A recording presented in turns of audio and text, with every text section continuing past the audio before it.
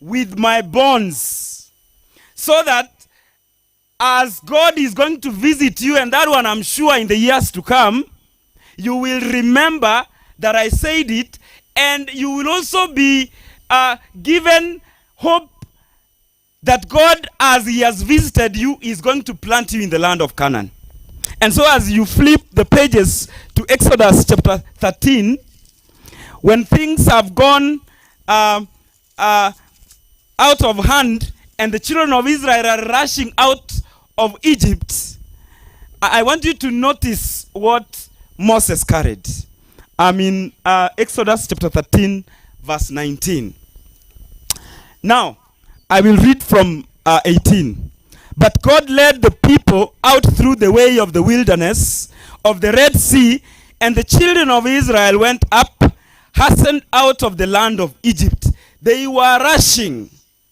Now, if someone rushes out of the enemy, there are important things that you can carry. There are things that you cannot leave behind. You can say, I don't want to leave my children here. I want to carry them. I left my investment somewhere. I want to go with it. I want to go with something and something and something. Just mention the things that are important to your life. But verse 19 says, and Moses took the bonds of Joseph with him, for he had straightly sworn to the children of Israel, saying, God will surely visit you, and ye shall carry up my bonds away hence with you.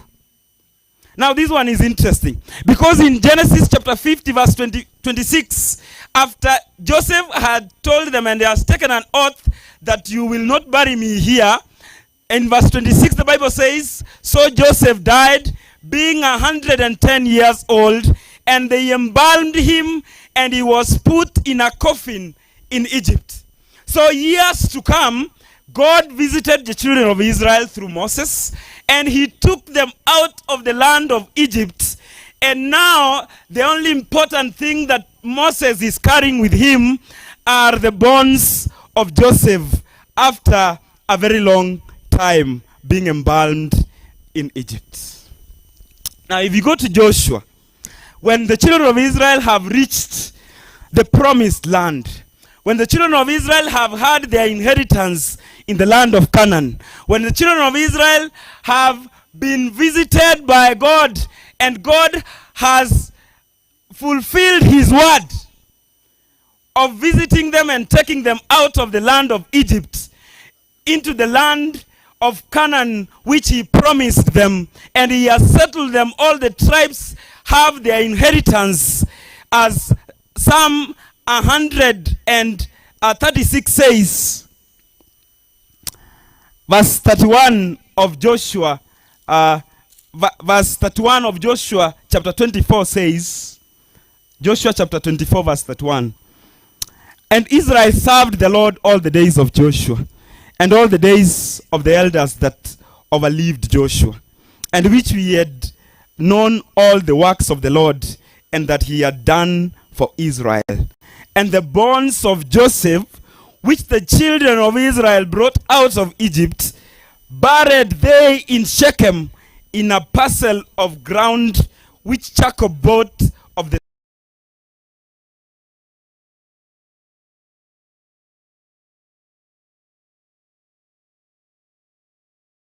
So after so many years, God had visited the children of Israel.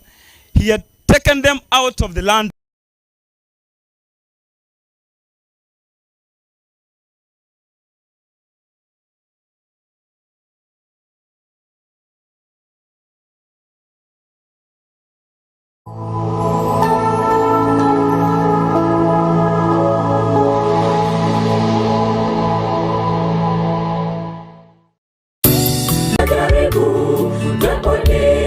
Andama, nishike, nisia.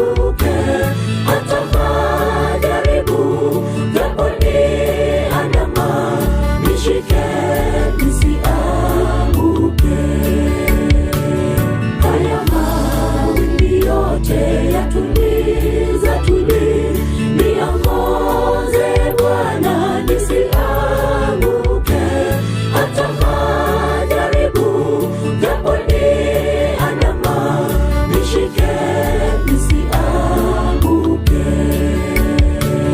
Haya mawimbi yote yatulize, niongoze Bwana nisianguke.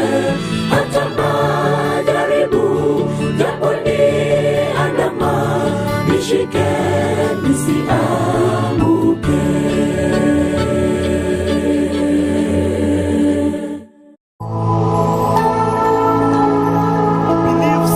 That whatever God says, He is able to perform. Because God has 1,000 ways in which He can provide for us, and we know not even one. So true faith, brethren, this morning must trust in God's promises. God's promises, they also brood no delay. There is no delay in God's promises. So when God says in Habakkuk 2 verse 3, or if you read Ezekiel chapter 12 verse 23, it will tell you that God will, His promises will not delay in our lives. That true faith waits patiently upon the Lord. You see, we ought to wait so that God will give us the answer of what we are going through. And so, through faith, we'll also live a pilgrim life. Like, I want to imagine those of us who have come here and they have learned about the life of our departed sister, and they are seated here to be comforted by so many who are coming here today. But I want to remind you that Ellen's life, or Ellen's heart, was not here at Nyakongo. Ellen lived a pilgrim life. And so when we are seeking answers to the questions that we are asking God through the departing of our sister, let this act of faith that Joseph made comfort us and tell us that by faith, if we believe in God who comforts us, then we should also live the life that is well lived, and we look forward to when God will visit us and He will take us out of this land, because He has promised. And so when He is going to take us, He's going to take us out of this land, and we will cherish the blessed hope that is ahead of us. I'll want us to stand, and then we pray. I'll want us to stand. Stand. Then even as we pray, I want us to bring our thoughts and conform our mind so that we allow God to comfort us this day. Let's pray. Our precious Father in heaven, we want to thank you because you have visited us this morning. And in this visit, we want to pray that you walk with us this day. We want to pray that you comfort our hearts. We want to pray that, Lord, you give us strength. We want to pray that in this service today, may all who will be listening, who will be watching, see the glory of God hovering around us and touching lives. This we pray, make it our experience in Jesus' name. May God bless you.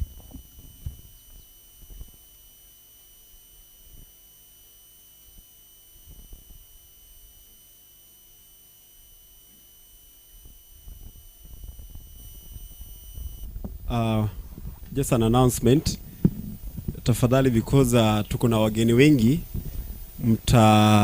tusamee when ushers they guide you on where to sit. Tafadhali you cooperate. Tumesema ile tent ya junior adoration followed by the family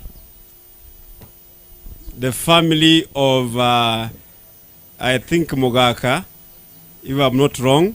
So if you don't belong in the two categories, tafadhali you move.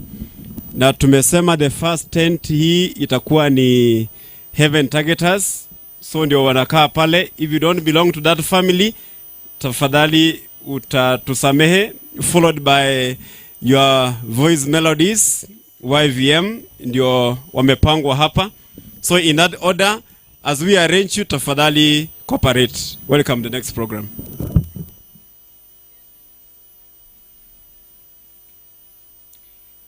Happy Sabbath.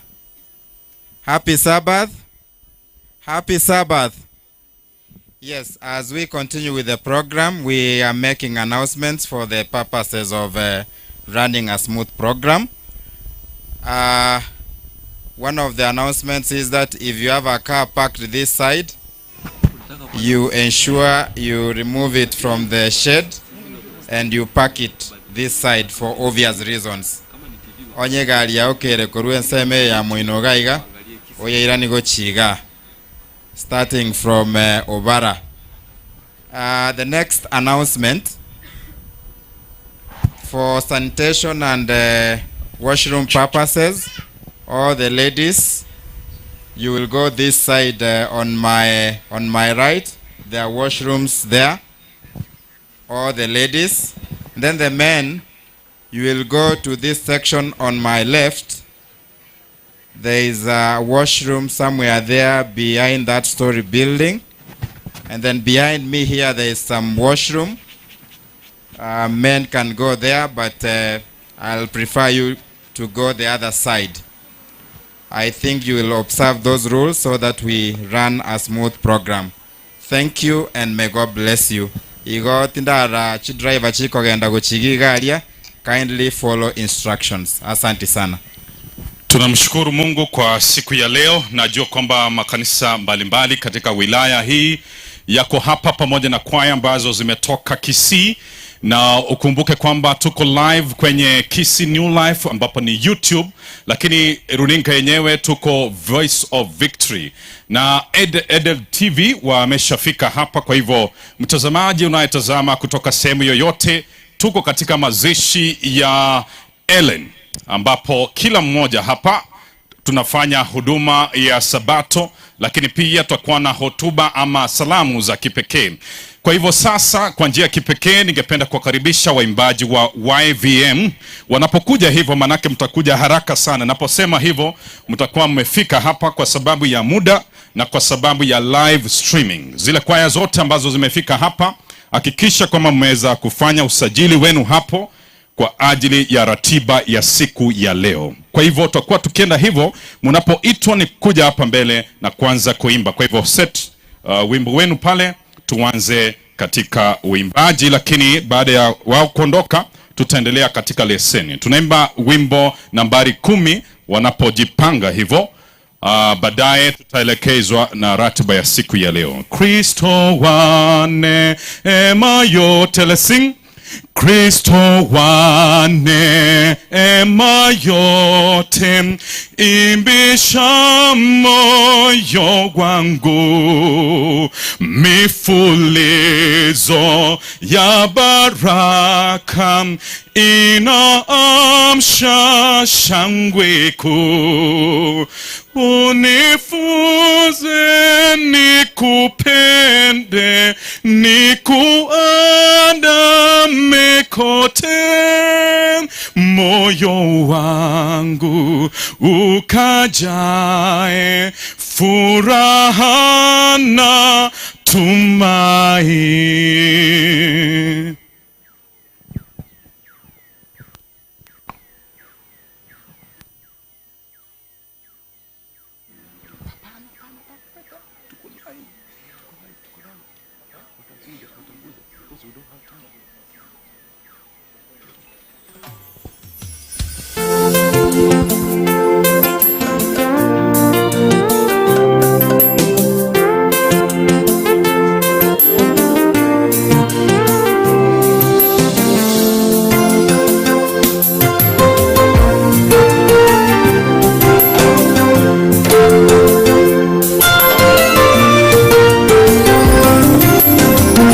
Chagua jina jema kuliko mali nyingi, na neema kuliko fedha na dhahabu. Biblia yafundisha tajiri na maskini hukutana pamoja wote. Bwana ndiye aliyewaumba wote wawili. Usimdharau maskini wewe.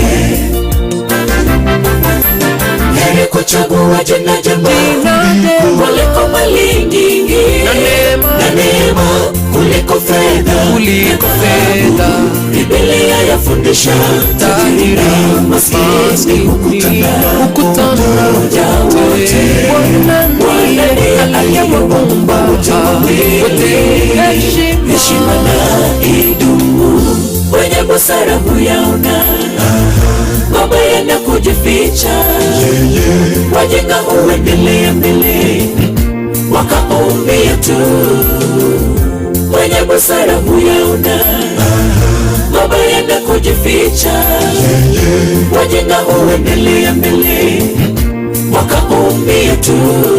Thawabu ya unyenyekevu ambao ni kumcha Bwana ni utajiri na heshima, nayo ni uzima.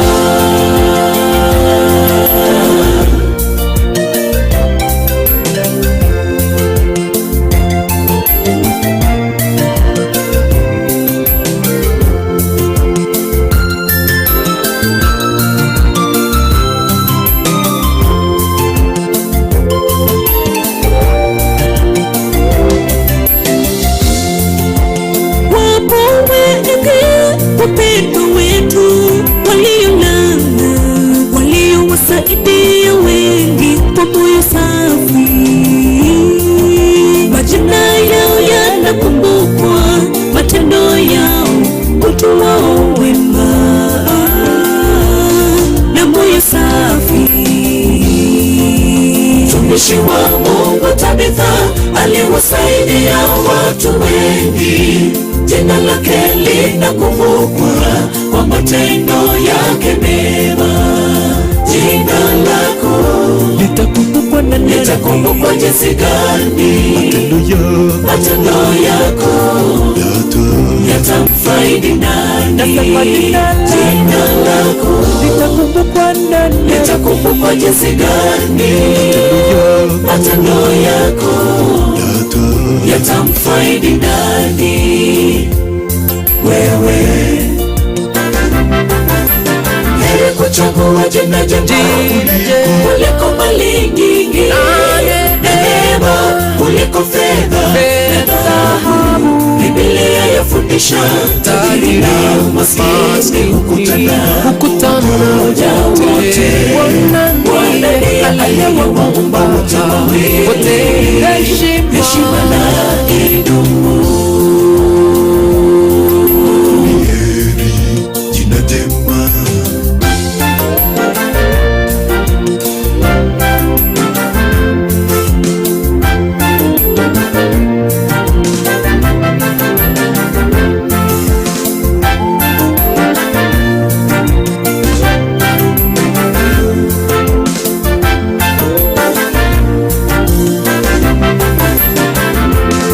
Jina la Yesu jina zuri, jina hilo linaokoa. Ukilitamka jina hilo, mapepo yote yatoweka. Pasipo njia jina hilo likitamkwa tunapita. Jina zuri likitamkwa tunapita. Jina la Yesu jina zuri, jina hilo linaokoa. Ukilitamka jina hilo, mapepo yote yatoweka. Pasipo njia jina hilo likitamkwa tunapita. Jina zuri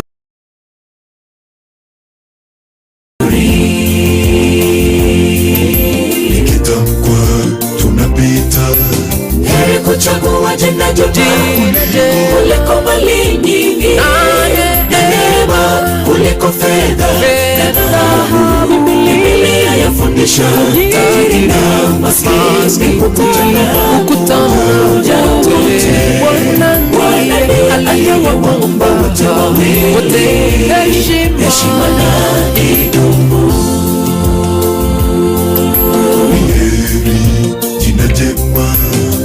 kuchagua jina jema kuliko mali nyingi, neema kuliko fedha na dhahabu. Biblia yafundisha tajiri na maskini hukutana wote.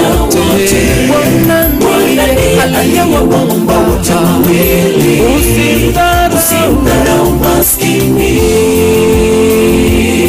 wewe. Heri kuchagua jina jema kuliko mali nyingi, neema kuliko fedha na dhahabu. Biblia yafundisha tajiri na maskini hukutana wote.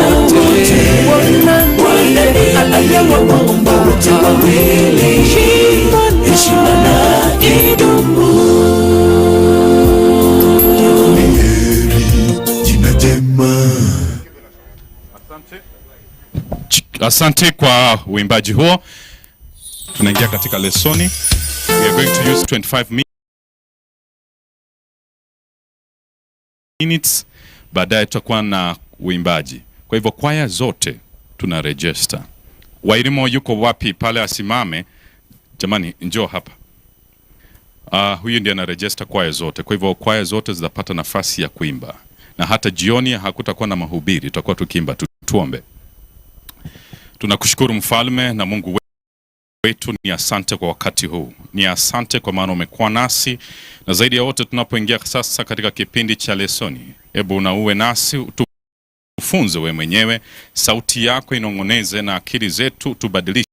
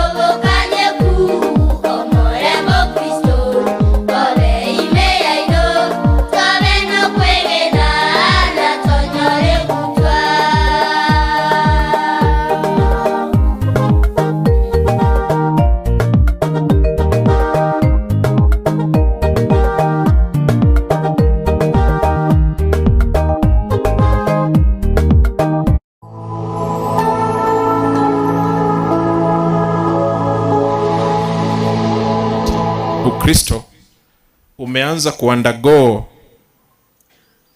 fashion. But the word of God haina fashion, it doesn't change. That which was, that which is, that which will be remains constant. But in due process of fearing God, tumefika mahali ambapo kumcha Mungu na kumwogopa Mungu ni tendo ama jambo ambalo tumeliona kwamba ni la Sabato peke yake. Hamjaona wandugu na kina dada siku ya Sabato wanyenyekevu, tuko salama, Biblia tumeibeba vizuri, nyimbo tutaimba vizuri, hata mle jikoni chakula kinapopikwa akina mama watapika, kama ni chapati anapika akifanya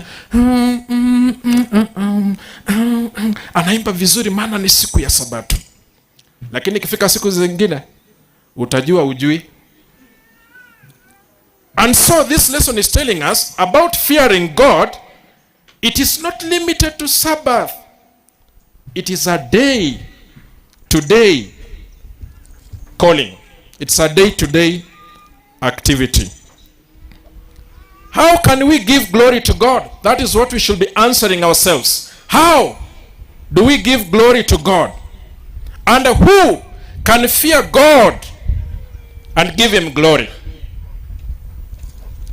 You know, the book of Revelation, I wish we had time, but we are only making a summary. And as I speak this, I'm inviting my friend to say something.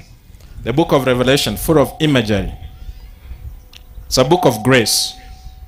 And out of it, we get to learn that fearing God is meant for each and every one of us. Hamna mtu ambaye amezuilika kumcha Mungu na kumpa utukufu. Kila mmoja wetu ana nafasi hiyo ya kumcha Mungu na kumpa utukufu, ili mradi kwa mujibu wa kitabu cha Ufunuo yeye amemkubali Mwenyezi Mungu kwa njia ya imani. Oh, what a wonderful God that we serve, that irrespective of our sinful natures, mikono yake i wazi.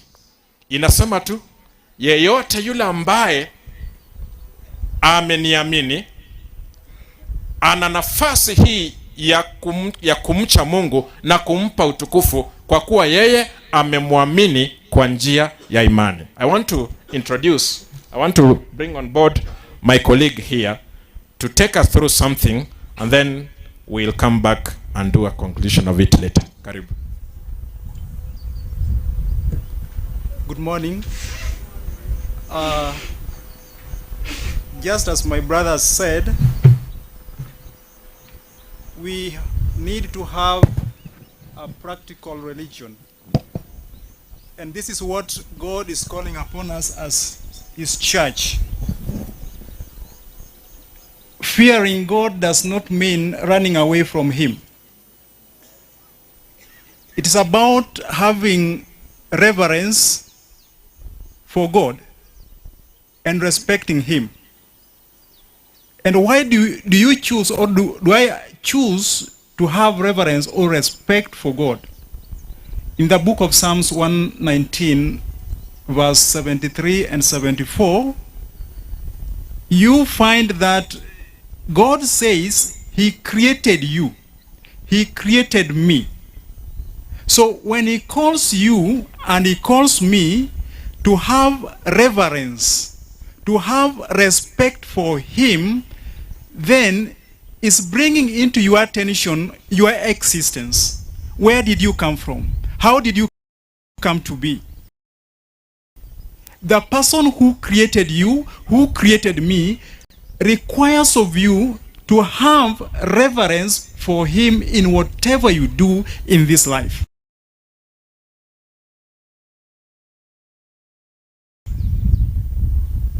Whether you are a child, an old man, an old woman, God requires you to have reverence for him. If you go to the book of Revelation chapter 4,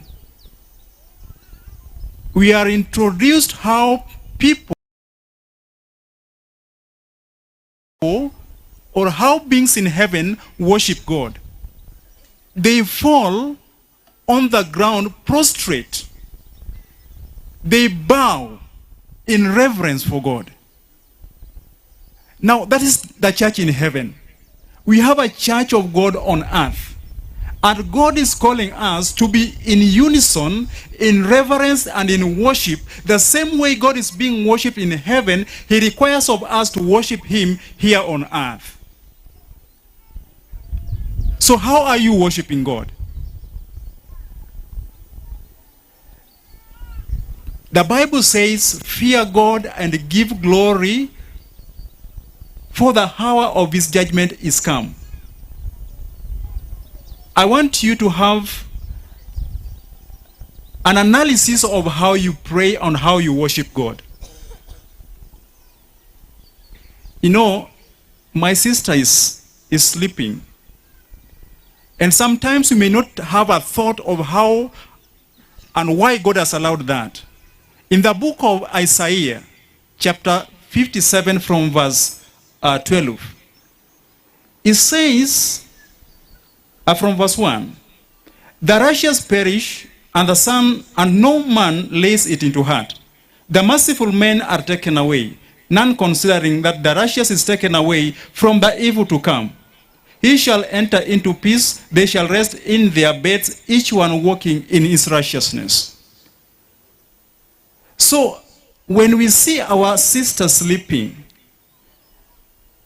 what God is trying to tell you and to tell me, that there is that righteousness means fearing God and obeying his commandments. God has given us his commandments, and none is excluded from obeying those commandments. There are 10, and they are summarized into 2: fearing God, loving God, and loving your fellow human being. This morning, my brothers and sisters, can we have a serious thought on how we worship God and how we obey each and every commandment that God has given to us? So that when time will come that you will rest, are you going to rest in your own righteousness or in the righteousness of God? May God bless us as we think about this in Jesus' name.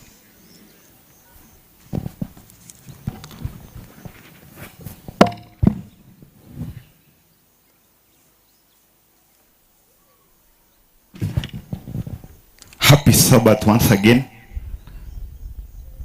We are on the lesson, and as a Christian, there's a life we should live, and in anything there's glory which you can give to our Creator who created us as human beings. Now we are told to live a God-centered life, and we cannot live by our own means but through the willpower of God. Now,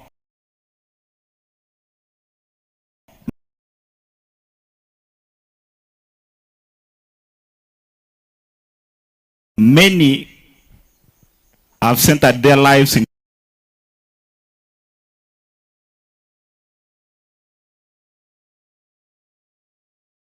so many things.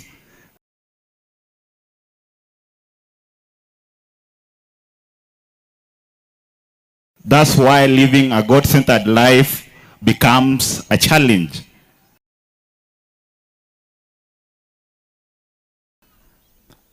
But this lesson we are discussing about the book of Revelation, where many tend to fear it, but it has a very clear message for us.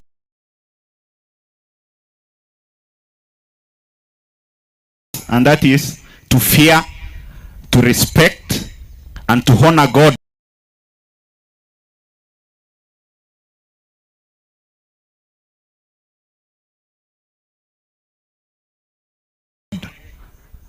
And that is the God-centered life that you are being called to live upon.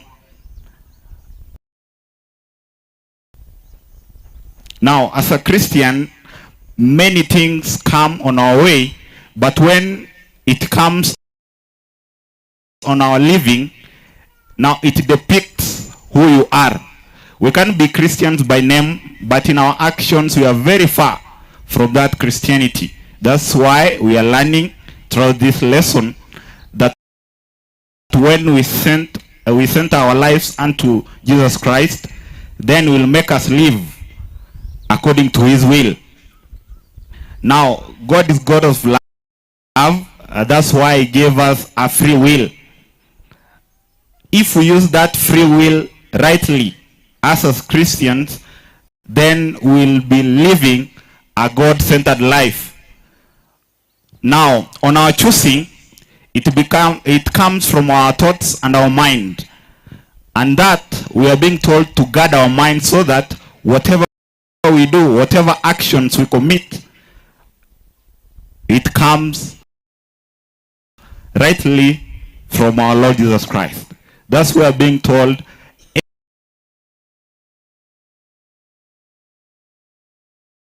every time and again, every morning, every evening,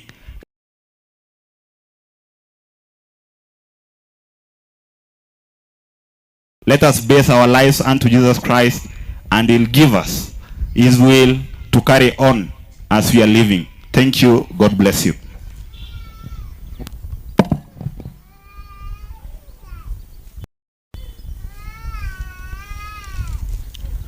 Tuliahidi kwamba chini ya dakika 10 tutakuwa tumemaliza lesson. Kwa sababu hiyo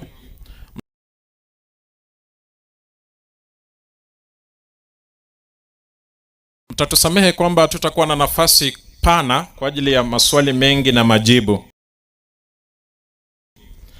Lakini kutokana na andiko ile ambalo tumekwisha lisoma, fungu kwa ambalo limetuongoza, Ufunuo 14:12, where the Bible says, "Here is the patience of the saints. Here are they that keep the commandments of God and the faith of Jesus Christ." And for the sake of any addition, tungependa tuwape nafasi, lakini just allow me to welcome Pastor Willis. Pastor Dr. Willis, please, for a summary of all that we have discussed this morning. I know we have not exhausted everything, but for the interest of time, kindly bear with us. Thank you very much. I'll summarize the lesson in the following way. We are told, fear God and give him glory. The simplest definition of fearing God, it is to take God serious. So all who believe in God must take God serious. What does it mean to take God serious?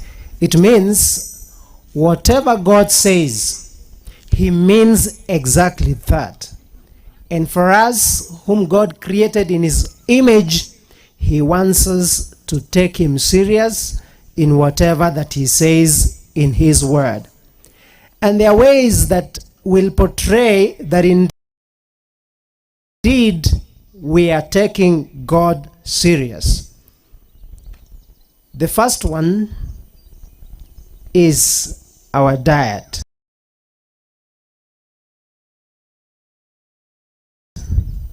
What do we eat? Because we know our bodies is the temple of the Holy Spirit.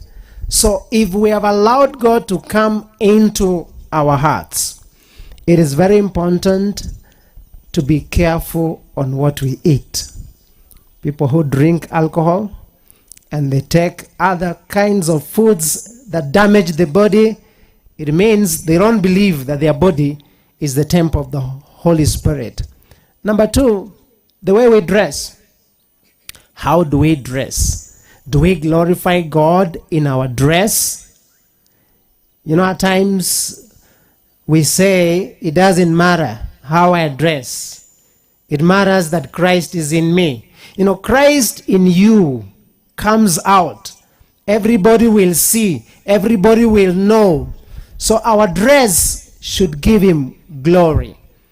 Number three, our entertainment. What do we read? What do we watch? With the current with the current situation on matters of entertainment, there's a lot in Facebook, there's a lot in Twitter, There is a lot everywhere, and everyone has phones. And many times we access information. So what kind of information do you like accessing? What do you give a positive expression in your entertainment, in what you talk, what you say, what you tell others? And lastly, I want to say this. The author of the lesson was reminding us, these things we cannot do them mechanically. We need to have faith in Jesus. Hallelujah. If for surely we love Jesus, then we will give him glory. We'll be careful on what to eat, how we dress, what is our entertainment, and whatever God says, if it comes to the commandments of God. The same God who says, thou shalt not steal, is the same God who said, remember the Sabbath day and keep it holy. So the character of a Christian portrays whether he or she takes God serious. May we all give God glory by taking him serious, and whatever that he says, let's be obedient, let's follow Jesus, let's show our love for Jesus in a way that we live. May God bless us in Jesus' name. Shall we rise for prayer?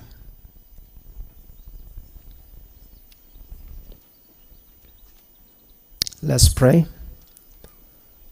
Our Father and our God, we want to thank you on this Sabbath morning. The Bible has reminded us that the saints are very patient. And we know one of the patience that we need to have is to be patient that Jesus is coming again. Even our brothers and sisters who have lost their loved one, because they love you and they take you serious. When the Bible says that the dead shall rise from their graves, they have taken that word very serious. And therefore they'll be patient until when the trumpet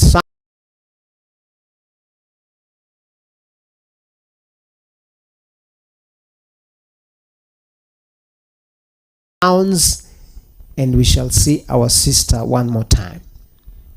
We thank you for the viewers and the listeners. It's our prayer, the Lord of heaven, we may give you glory in everything that we do, in our dress, in our diet, in our entertainment. In all these things, it is possible to be very patient and wait for you if we 101% put our trust in Jesus.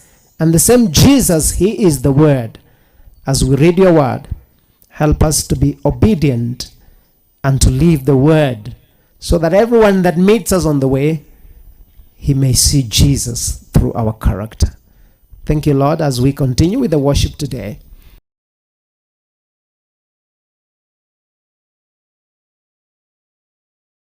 We invoke your presence to be our ministers, leaders, and guiders, and may this worship give you glory and honor.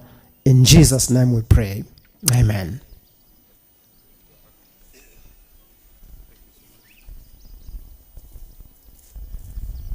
Choristers wanapokuja hivyo, ni wimbo nambari 22, Redemption. Munaingia hapa. Baada ya Redemption, immediately we will have Kisii New Life Youth Choir, the old Kisii New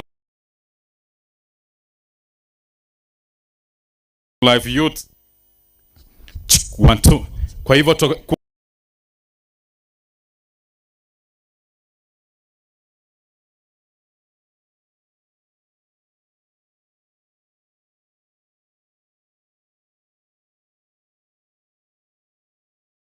tukienda kwa ratiba hiyo, kuna kwaya nyingi ambazo zimeweza kujiandikisha hapa. Mtapata nafasi ya kuweza kuimba. Wanapomaliza Redemption, immediately tutakuwa na Kisii New Life Youth number 22. Wanapokuja, fanya haraka tafadhali. You should have been here. Number 22, chorus tuanze.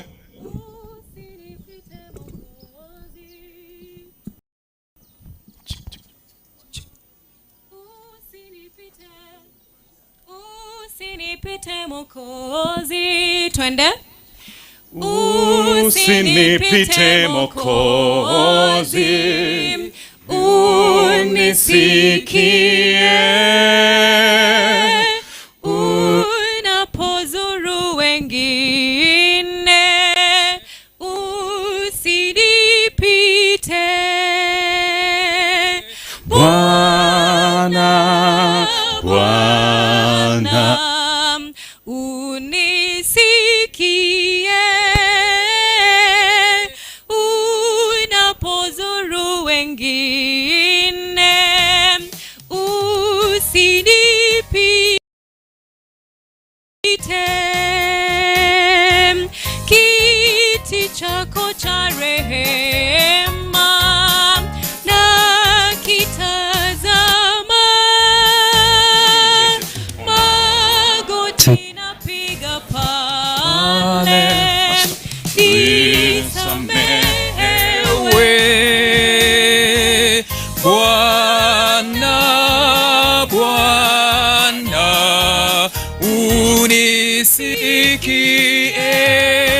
unisikie unapozuru wengine, usinipite.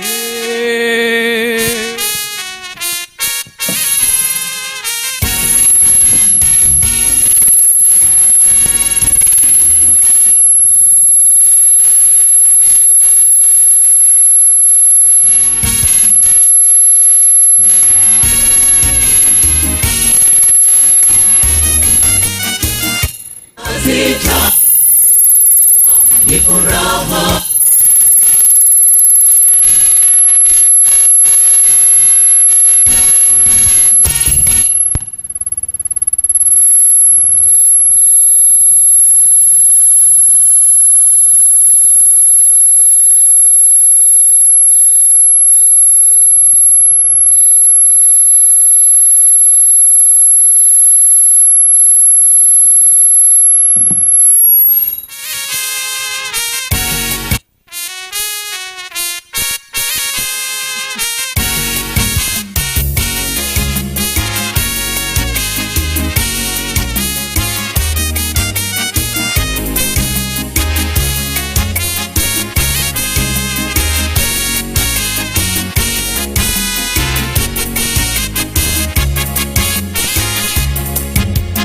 Kando ya bahari penye bustani nzuri, hapo ndipo tutaketi mbele ya kiti cha enzi.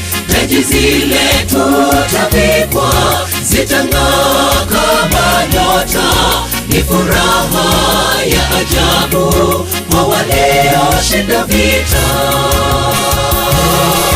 Kando kando ya bahari shida zitakoma, marafiki walolala watamshwa tena, hatutaagana tena mjini Yerusalem, na machozi yatapanguzwa, ni furaha ya milele.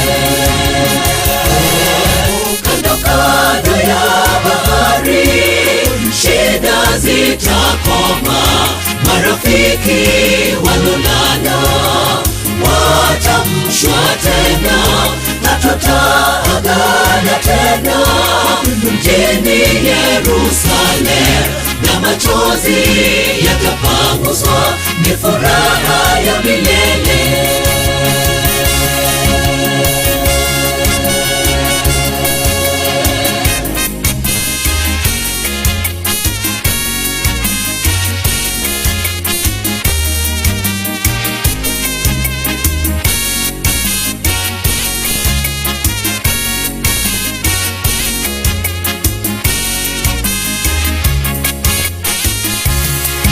Piga vita vya imani, tukutane paradiso, ukumbini mwa Sayuni, malaika wazunguka, tarumbeta zitapigwa, vinanda hata Nairobi, kaza mwendo usichoke, karibu na tutafika.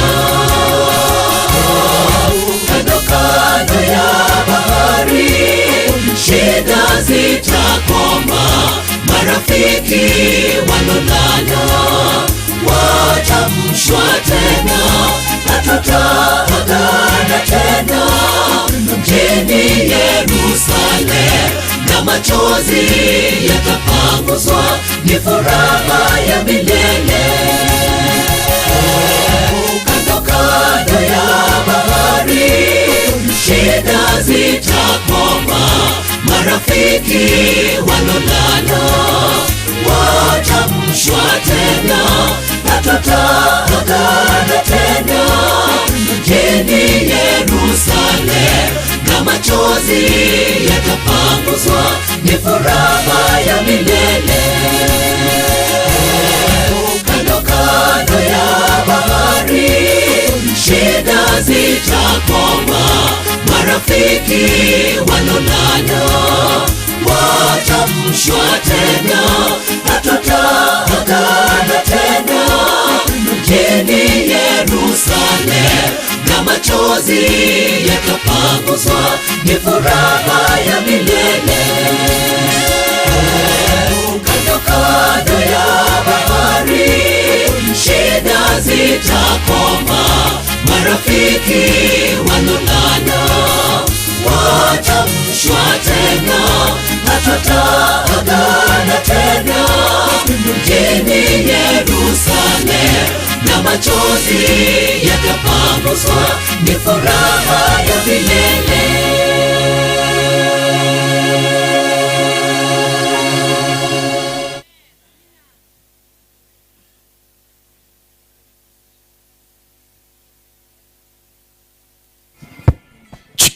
Deacon na deaconess wote, deaconesses wote mfike hapa, deacon na deaconesses mfike hapa, Wakisi New Life, na wote ambao mtakuwa hapa, wale madikon muweze kufika hapa kwa ajili ya ratiba. Wanapotoka waimbaji hawa wa Kisi New Life Youth, tutakuwa na Heaven Targets, yani wanapofika stanza 2 ile chorus tutakuwa wamefika hapa.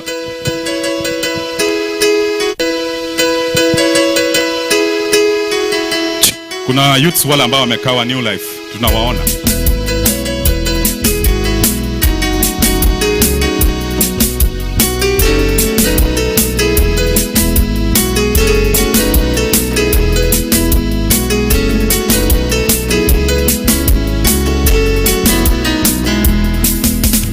Bwana kamwambia Musa aokoe Waisraeli toka mikononi mwa Farao mtesi wao. Haruni awe nabii wako, unene yote ni kuagizayo, nitaufanya moyo wake mgumu, ili nitende maajabu Misri. Bwana kamwambia Musa aokoe Waisraeli toka mikononi mwa Farao mtesi wao. Haruni awe nabii wako, unene yote ni kuagizayo, nitaufanya moyo wake mgumu, ili nitende maajabu Misri. Kageuza maji kuwa damu, viura chawa mainzi nchini, tauni majipu kwa viumbe, ngurumo na mvua ya mawe, na moto ukashuka Misri. Nzige ndani ya mipaka yote, giza nene kwa siku 3, kilio usiku wa manane, wazaliwa wa kwanza wakafa. Kageuza maji kuwa damu, viura chawa mainzi nchini, tauni majipu kwa viumbe, ngurumo na mvua ya mawe, na moto ukashuka Misri. Nzige ndani ya mipaka yote, giza nene kwa siku 3, kilio usiku wa manane, wazaliwa wa kwanza wakafa.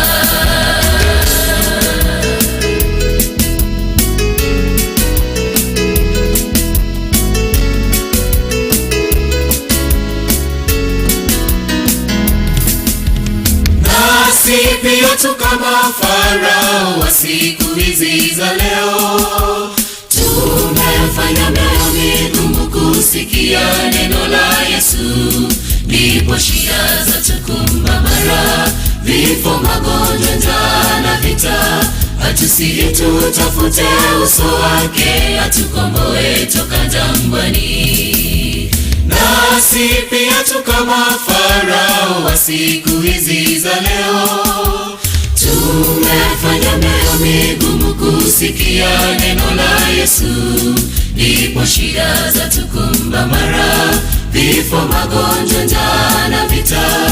Atusihi tutafute uso wake, atukomboe toka jangwani. Mkono wake utaongoza mapito yetu safarini, njaa yetu atatupa shibe, magonjwa nayo atatuponya. Amani itadumu kote, kwake Yesu kuna furaha na raha isiyo kifani. Ndiye mkombozi wa dunia, kwake kuna maisha milele. Mkono wake utaongoza mapito yetu safarini, njaa yetu atatupa shibe, magonjwa nayo atatuponya. Amani itadumu kote, kwake Yesu kuna furaha na raha isiyo kifani. Ndiye mkombozi wa dunia, kwake kuna maisha milele. Mkono wake utaongoza mapito yetu safarini, njaa yetu atatupa shibe, magonjwa nayo atatuponya. Amani itadumu kote, kwake Yesu kuna furaha na raha isiyo kifani. Ndiye mkombozi wa dunia, kwake kuna maisha milele. Asante waimbaji hao wa Heaven Target. Unaimba wimbo wa Ekegusi unaosema kwamba Bwana ndiye mwongozi wangu, hata katika giza yeye atanimulikia. Latest Ekegusi. Nani? Wapi? Ekegusi latest. Wanapomaliza kutoka hapo, tutakuwa na kwaya ya Highlanders ambao wamefika hapa. Highlanders tutakuja Highlanders, alafu tutakuwa na Amazing Grace.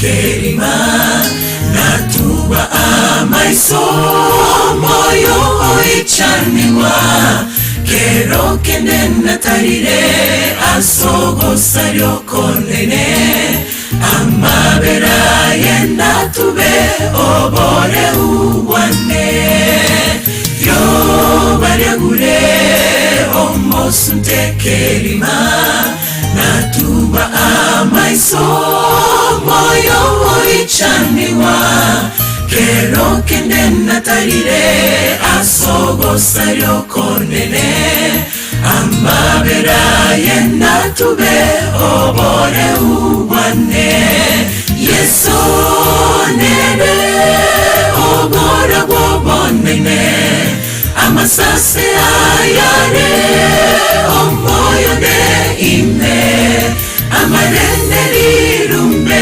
rimechando tinko iruka ekyagera nabare korwa mungu yeso nere obora bobonene amasase ayare ompoyone ime amarenderi rumbere mechando tinko iroka ekyagera nabane korwa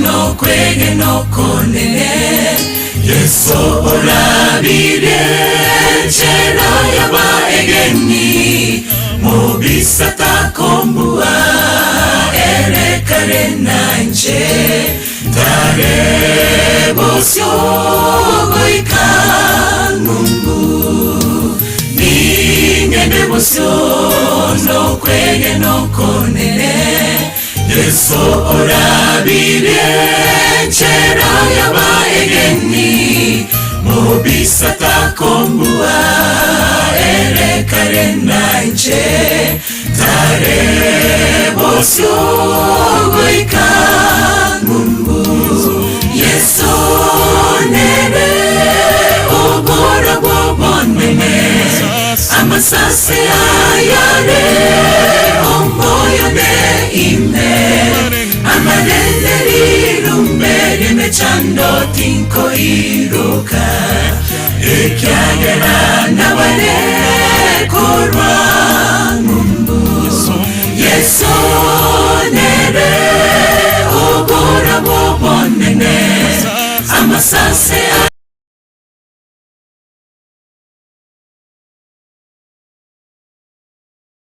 ayare ompoyone ime amarenderi rumbere mechando tinko iroka ekyagera nabane korwa mungu Yeso nere obora bobonene amasase aya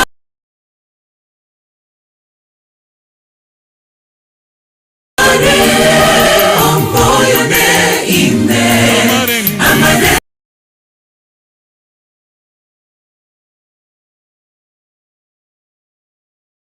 amarenderi rumbere mechando tinko iroka ekyagera nabane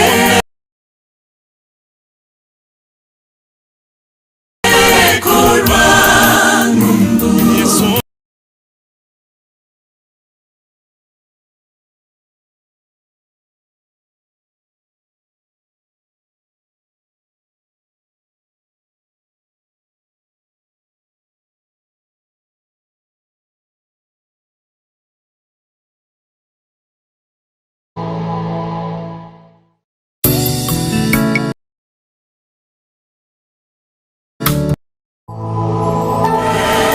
obora bobonene amasase ayare ompoyone ime amarenderi rumbere mechando tinko iroka ekyagera nabane korwa mungu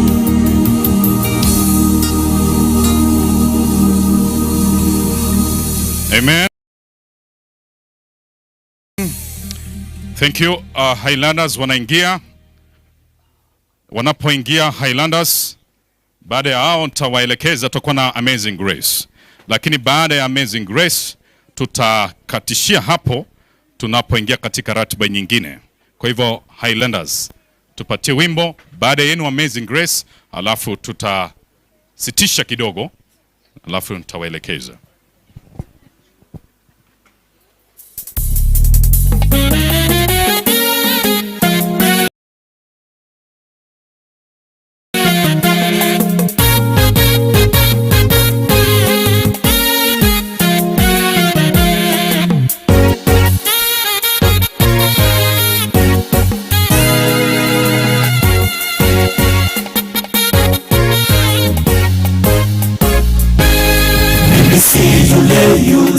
tena, Yesu alishalipa bei. Wokovu ni kwa neema, na mnatambua hilo. Mimi kupitia kwa kifo chake, ibilisi ameshindwa.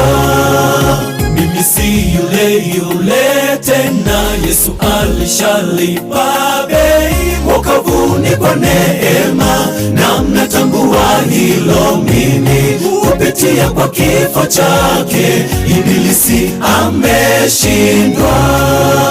Maisha ya kale yamepita, tena hayana faida kwangu. Sina hofu tena moyoni, kwa nini naye Yesu wangu. Sibabaishwi tena, ninaye Yesu wangu. Ananilinda maisha yangu, na yaweka kwake. Maisha ya kale yamepita, tena hayana faida kwangu. Sina hofu tena moyoni, kwa nini naye Yesu wangu. Sibabaishwi tena, naye Yesu wangu. Ananilinda maisha yangu, na yaweka kwake.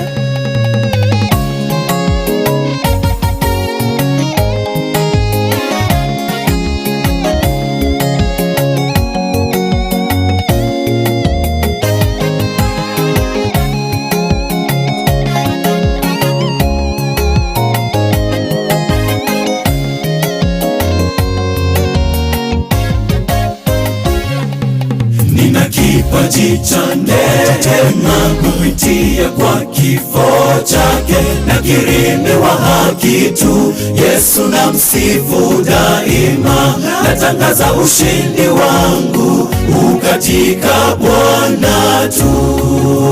Nina kipaji cha neema kupitia kwa kifo chake, na kirimi wa haki tu, Yesu na msifu daima. Natangaza ushindi wangu ukatika Bwana tu.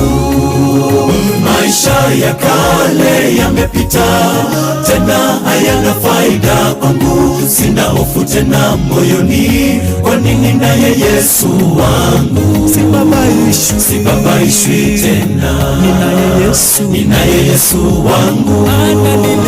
Ananilinda maisha yangu, na yaweka kwake. Maisha ya kale yamepita, tena hayana faida kwangu. Sina hofu tena moyoni, kwa nini naye Yesu wangu. Sibabaishwi tena, naye Yesu wangu. Ananilinda maisha yangu, na yaweka kwake.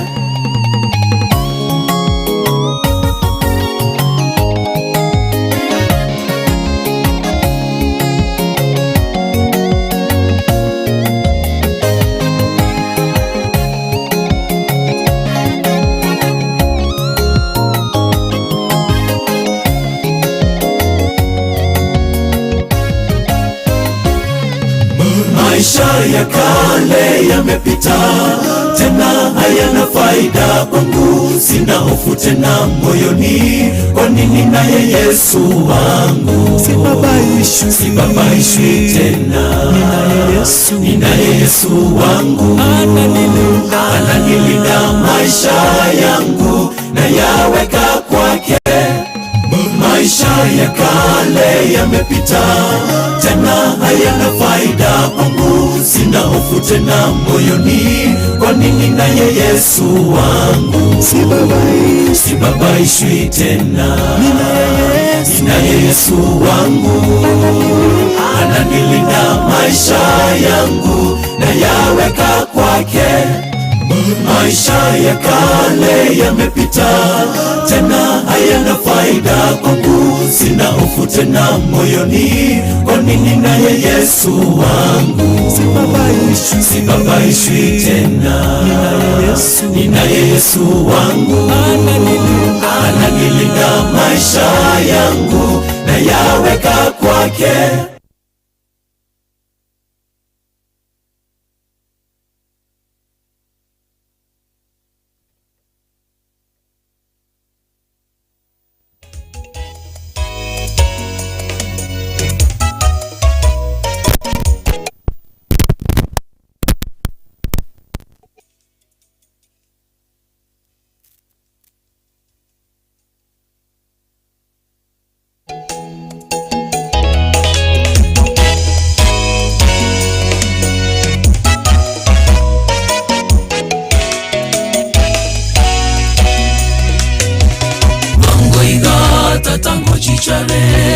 ngochichare asamare natororane nabamito barera sechimbera makwetekare moyo mito makweli na makoro kongya bosyono kase Yesu moyo mito makweli na makoro kongya bosyono kase Yesu bangoiga tata ngochichare asamare natororane nabamito barera sechimbera makwetekare moyo mito makweli na makoro kongya bosyono kase Yesu moyo mito makweli na makoro kongya bosyono kase Yesu kila tiga korera Yesu na yabuweta makweli asenchera ya masabo konga wangoiga tata na totimuke kila tiga korera Yesu na yabuweta makweli asenchera ya masabo konga wangoiga tata na totimuke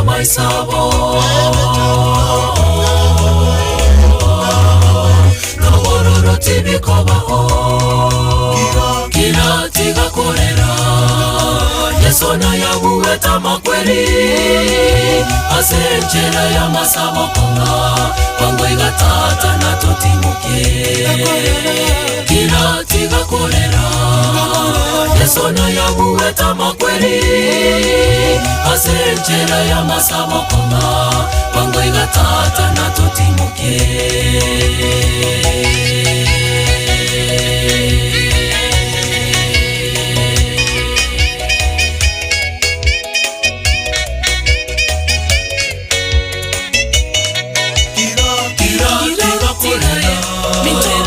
Sona ya buweta makweli asenchera ya masabo mito bangwega tata na totimuke kira tiga kolera Sona ya buweta makweli asenchera ya masabo mito bangwega tata na totimuke kira tiga kolera Sona ya buweta makweli asenchera ya masabo konga wangoiga tata na totimuke kila tiga kolera Sona ya buweta makweli asenchera ya masabo konga wangoiga tata na totimuke kila tiga kolera Sona ya buweta makweli asenchera ya masabo mito bangwega tata na totimuke kila tiga kolera Sona ya buweta makweli asenchera ya masabo mito bangwega tata na totimuke kila tiga kolera Sona ya buweta makweli asenchera ya masabo mito bangwega tata na totimuke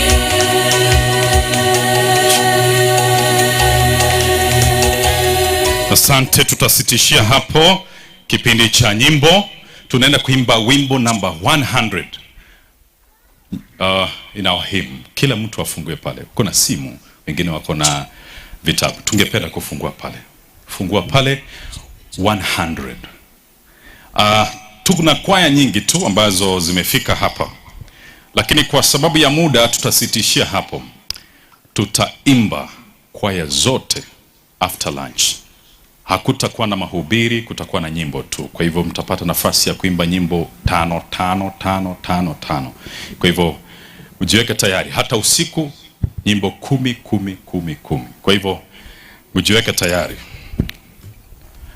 Adoration mtaimba wakati wa kukusanya sadaka, na Kisii New Life Church Choir tutaimba wakati wa sermon. Endelea kujitayarisha. Number 100 as we welcome. Great is thy faithfulness. Go.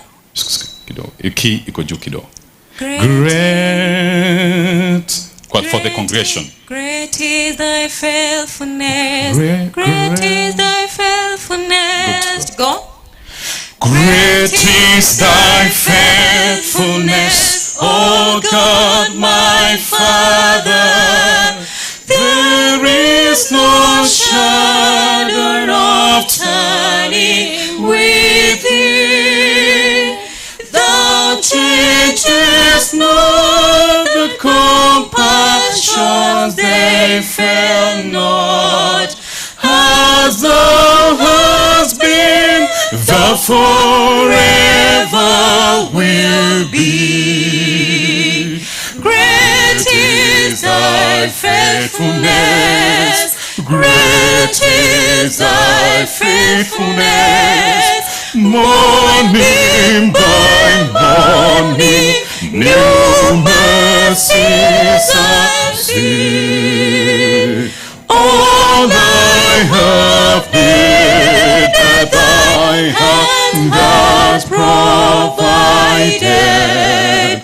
Great is thy faithfulness, Lord, unto thee.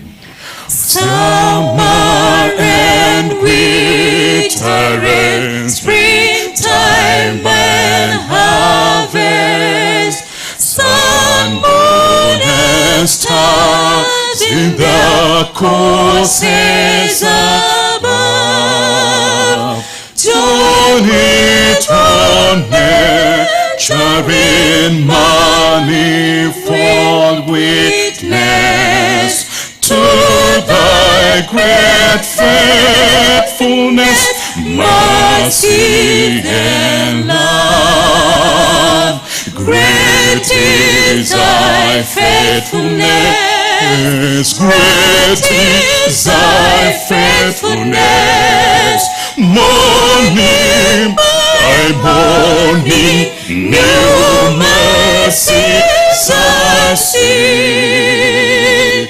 All I have needed, thy hand has provided. Great is thy faithfulness, Lord, unto me.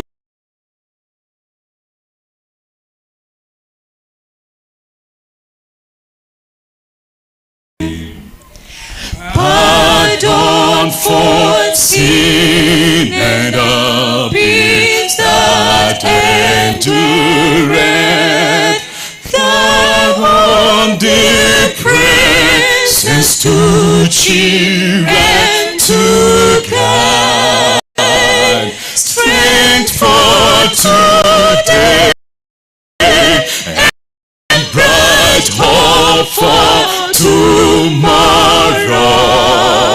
Blessings all mine with 10,000 beside. Great is thy faithfulness, great is thy faithfulness. Morning by morning, new mercies I see. All I have needed, thy hand has provided. Great is thy faithfulness, Lord, unto me. Great is thy faithfulness, great is thy faithfulness. Morning by morning, new mercies I see all I have needed, thy hand has provided. Great is thy faithfulness, great is thy faithfulness, great is thy faithfulness, Lord, unto me. Amen. Amen. Thank you. Pastor, yuko wapi? Fika.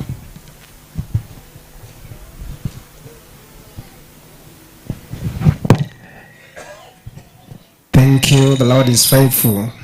God is good all the time.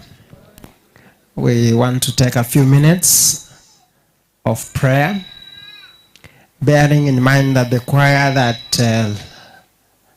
left from this place last, it sent a message of appeal to all of us that even as we cry, it is important that we present our requests to God in prayer. And the song that we have just sung, we have seen that the Lord is faithful. All that we needed in this life, the Lord has always provided. And so even amidst challenges like now, let us know that the Lord is faithful. He's going to attend to our needs and prayers. I just want to read 2-3 verses from the book of Jeremiah, chapter 33, verse 1-3. The Bible says, Jeremiah 33, verse 1-3. The Bible says, moreover, the word of the Lord came to Jeremiah a second time, while he was still shut up in the court of prison, saying, thus says the Lord, who made it, the Lord who formed it, to establish it, the Lord is his name. Call to me, and I will answer you, and show you great and mighty things which you do not know. Amen. When Jeremiah was in prison, while in prison, in the state of confusion, not knowing what will happen after that, he just thought, okay, I've been imprisoned. I have no place to go. I don't know what's going to happen thereafter. I don't know where my life is going. In that state of desperateness, the Bible says while he was in prison, the word of the Lord came to him. The word of the Lord came to him and says, it is the Lord, the creator of heaven and earth. Amidst your confusion, amidst your problems, call to me and I will answer you and show you great and mighty things which you do not know. And so, Brother Ezra and the entire family, I want you to know, amidst the challenges that you have gone through, call unto the Lord. He will answer you. He will comfort you. He will uphold you with his mighty hand. With those thoughts, let's all bow down for prayer. Let's pray. Our Father and our God, great is thy faithfulness. Ever since we were born, whatever that we have needed, your hand has always provided. In this situation that we are in, we are all mourning the death of our beloved sister, Helen. Oh God, you know us. You know the desires of our hearts. I especially want to bring to your throne of grace her husband, Ezra, her children, the parents from both sides, friends and relatives, the artists that sang with her We are all here mourning. And Lord, we want to say, great is thy faithfulness. The Lord who attended to your servant Jeremiah while in prison, he will attend to us today. And so, Lord, in the mighty name of Jesus, I want to present the entire family and friends who have loved their loved ones, that this morning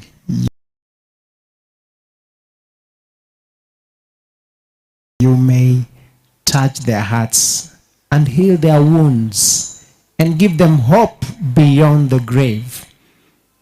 We thank you, Lord, because you've heard this prayer. Amidst us, there are those who are sick. Amidst us, there are those who have different challenges from their families and from their place of work. Lord, I pray that you may attend to their needs according to your riches and glory. We thank you for the word that has given us assurance that we only need to call upon you and you'll hear and answer our prayers.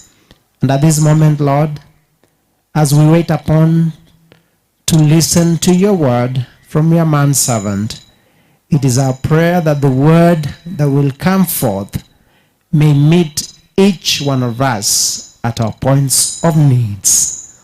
Oh Lord, we surrender to you. We thank you because you've heard our prayers. Be with us in our worship today. May you attend to our needs. It's our prayer in Jesus' name. Amen.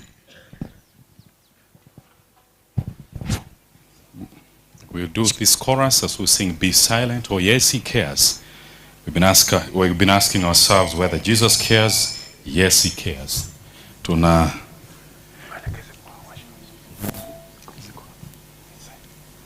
The chorus, yes, He cares, as we also do Be Silent.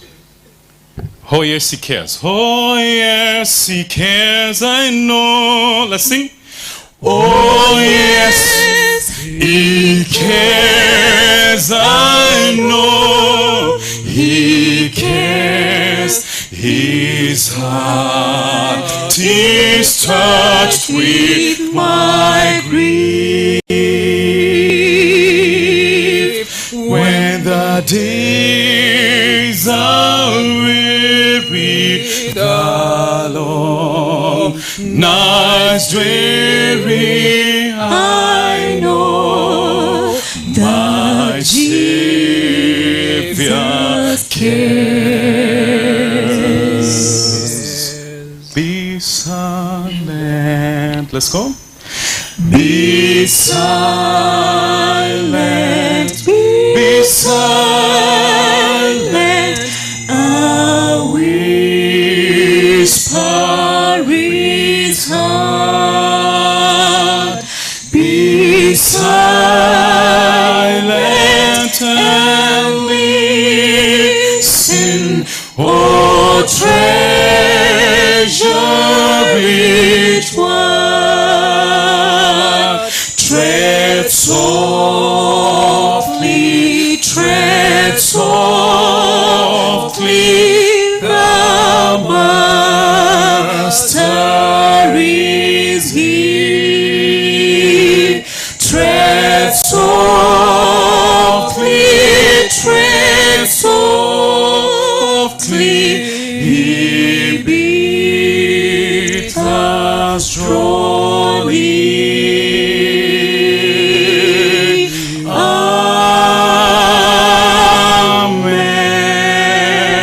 Amen. Tusimame. Praise God.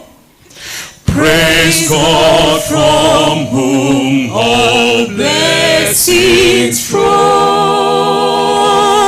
Praise Him above, just here below.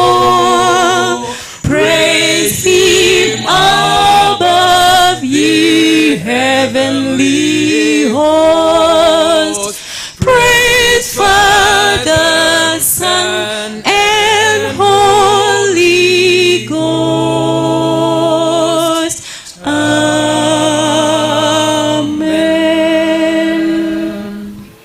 Almighty Almighty Father, in your glory, Lord, we have gathered here. Our worship is a mixture of joy and tears. We are here, Lord, to give you glory and honor forever. Even when in the absence of our daughter Helen, who was gone to sleep until the resurrection day. Thank you, Lord, for the many friends. Thank you, Lord, for the many choirs. Because when you gave us this child, we didn't know what she could become in life. Her talent, her special gift of singing has touched the world until we are here, Lord, to give Ezra a standing. My Father in heaven, you understand the challenges that the Ezra is currently carrying. Lord in heaven, when we worship you today, we ask you, Lord, in a unique way, that you take Ezra in a different way. Walk with us, comfort us, even before heaven comes, when you shall wipe away our tears, we ask you, wipe us even now. We trust in you. This is our prayer in Jesus' name. Amen. Amen.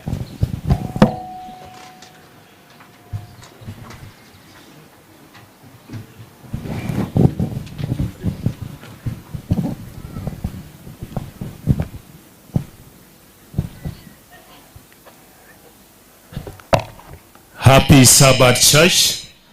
Happy day. I want to take this opportunity to welcome each and one of you who have come to this unique Sabbath. I want to take this opportunity first to welcome all the members who have come from all parts of our country because of our beloved sister Helen. I want to welcome the Nyakongo community where we are at present. We have seen their wonderful love. I want to take this opportunity to welcome you to this congregation. 2, I want to also congratulate and ask all choirs which have come to fellowship with us today. I start with Kisii New Life Youth Choir. I just want you to salute where you are. Thank you very much. We have Heaven Targeters. Heaven Targeters, you salute. Thank you very much. We have Adoration Ministries. Adoration Ministries, thank you so much. We have IUM Choir. IUM Choir, where are you?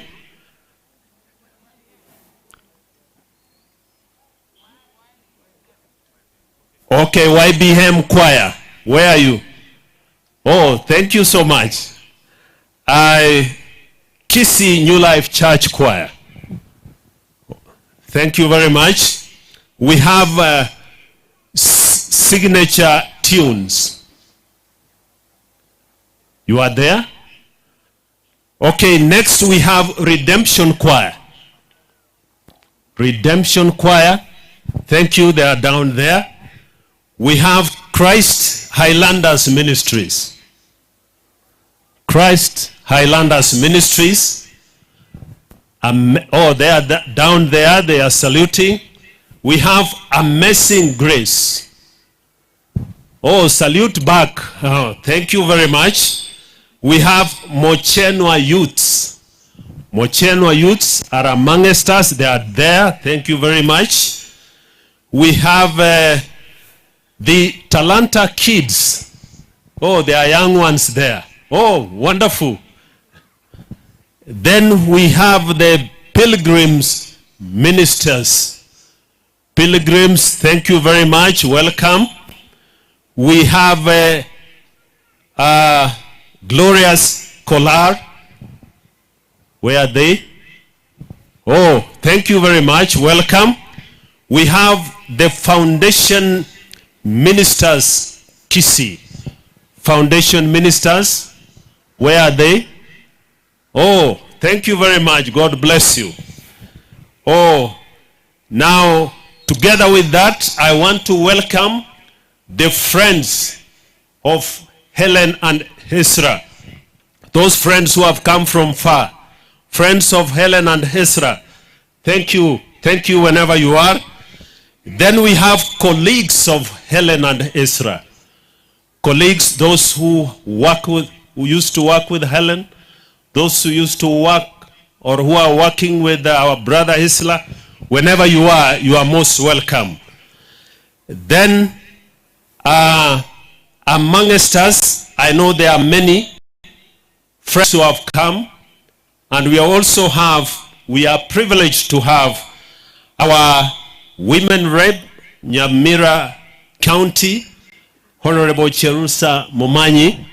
You can say hi. Thank you very much. And oh, thank you very much.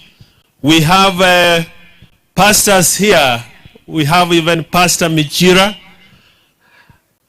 Oh, thank you very much. Pastor Oruta. Oh, thank you very much. God bless you so much.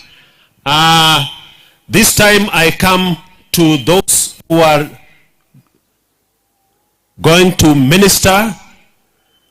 From my far left, we have Elder Maije Chastas. You can salute. He's going to take us through prayer. He's an elder from our Nyakongo church. Next, we have Mary Mugire from Kisii New Life Church, our deaconess. She will take us through tithes and offerings. On the other side, we have Agnes Musa. She's an adoration choir member. She's going to read the key text, and she will be in charge of songs.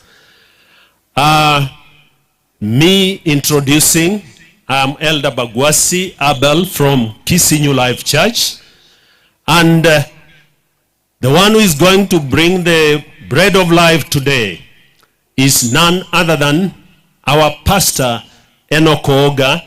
When his time comes, he will stand and speak to us.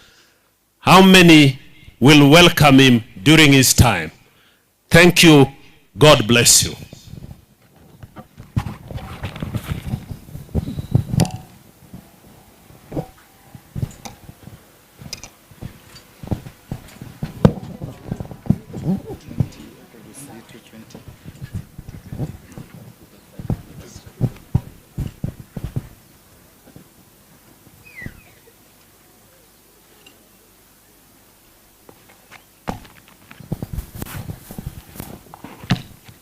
Happy Sabbath.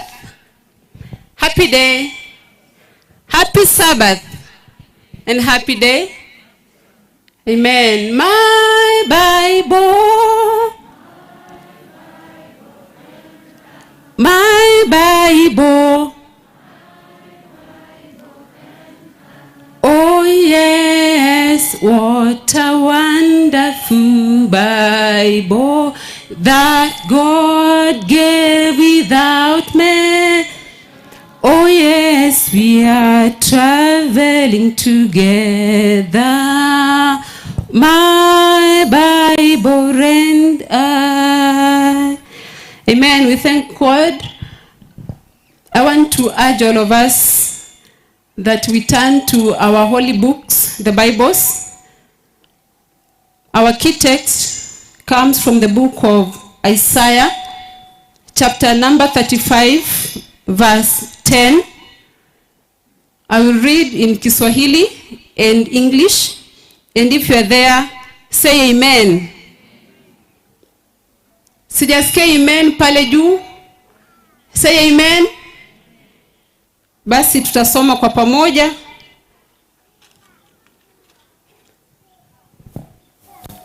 Isaiah chapter 35 verse 10. Nitasoma kwanza kwa lugha ya Kimombo kisha lugha ya Kiswahili.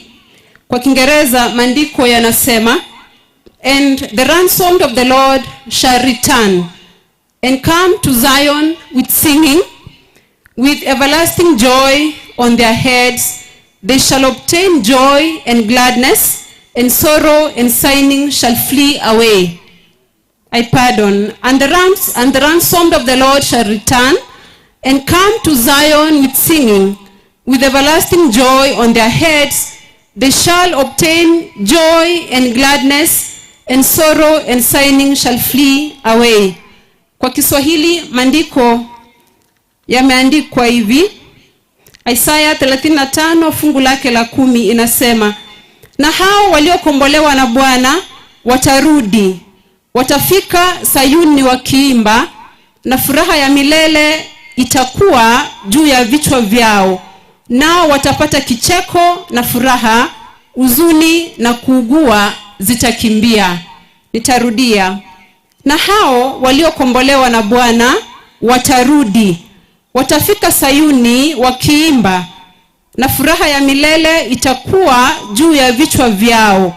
Nao watapata kicheko na furaha, huzuni na kuugua zitakimbia. Neno hilo litafafanuliwa na mnenaji kwa wakati utakapofika. Basi na wasi sote tusimame na nyimbo zetu za Kristo kwa Ekegusi nambari 225. Tuinuke sote kwa miguu yetu miwili, nikiomba wale viongozi wa nyimbo mjongee hapa mbele ili mtuongoze. Number 225 in Ekegusi.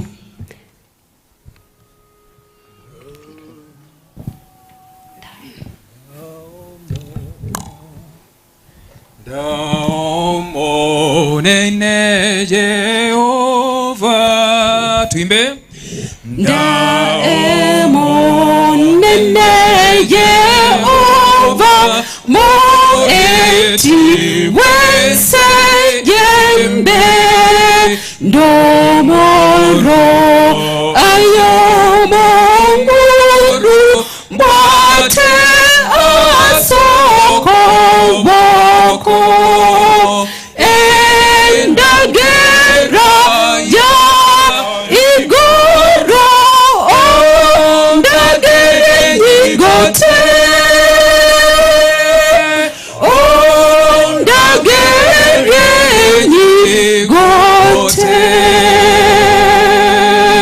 tubora ensoko engia sokama choko wenya tigari rerio morero rida esoro gendo o mogoria o monguru o betinguru chende o beenga ya yane go ika geguya yorodon o sirio wabane ongete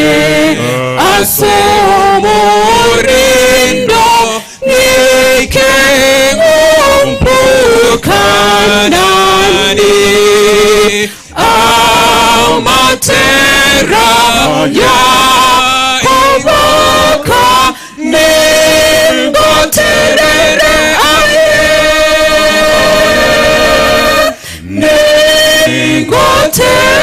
nengoterere aye.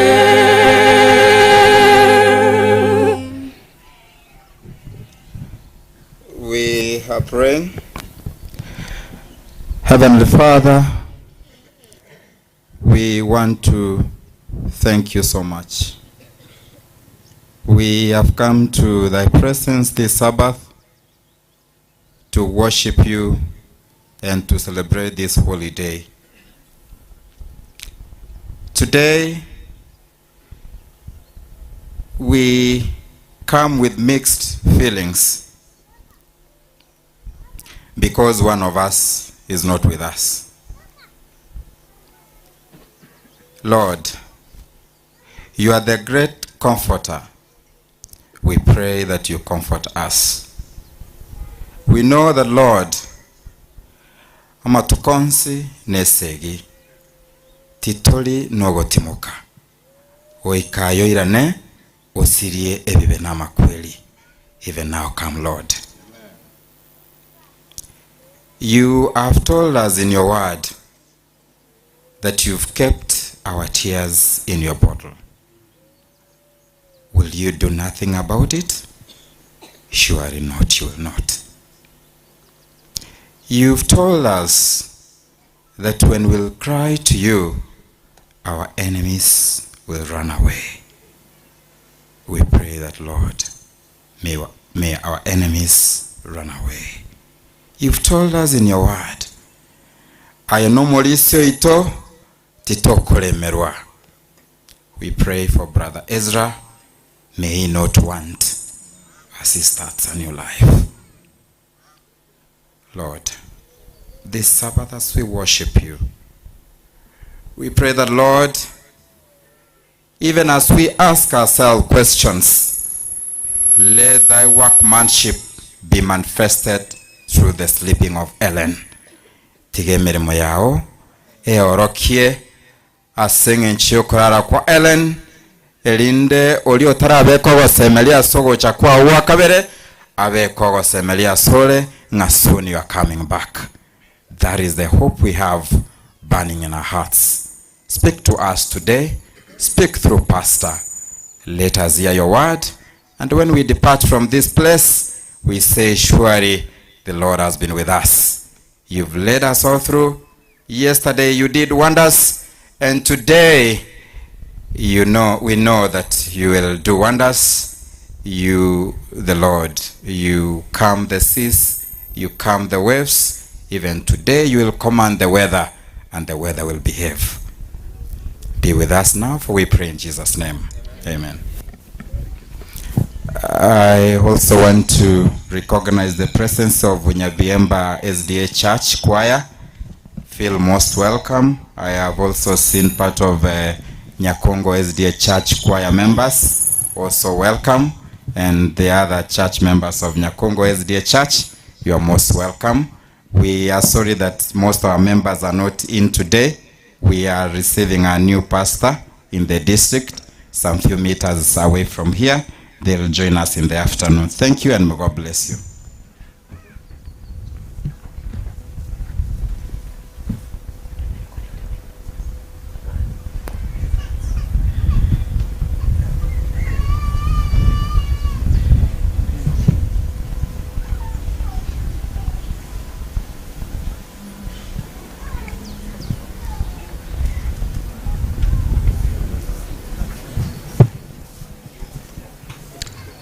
Good morning, child of God.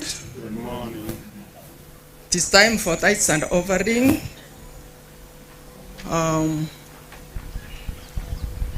I want those who are collecting to stand before we pray. Those who are collecting from Kissing New Life, may you stand as we pray.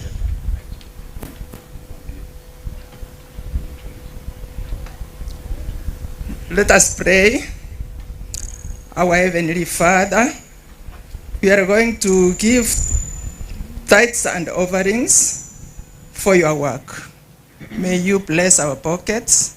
May you bless those who are giving, and even those who don't have, Father, may you bless them so that next time they may find what to give to you. May we give graciously, because you bless those who give graciously. Let your will be done and forevermore. It's our prayer through Jesus' name. As they continue collecting, adoration choir, come for an item. 179 nyimbo za Kristo, adoration as they come. Wavunaji. Go. Sorry. Thank you. We left one important person, Rachel Nyamoita of Pastor Uruta. She's our sign interpreter. You might wonder why she's here. She's interpreting for those who hear that language or who can see that language. May God be blessed. 179. As we open 179, we're sorry for interrupting, but this is for smooth running. Our washrooms, on my right hand, down there, we have our ladies use those rooms. And then on my left hand, behind the story building, there is some washrooms there for the men. Chinyomba chobo chenu, koboko kuane wokobe, abasacha bonsi, magaye goroba, na muinoga iga abasibati bonsi, na bana bamwabo, uchiensemeye. Asante sana, God bless you. Wavunaji, go. Wavunaji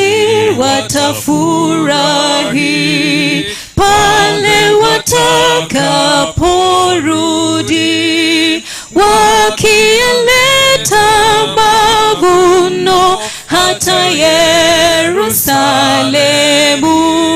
Yerusalemu.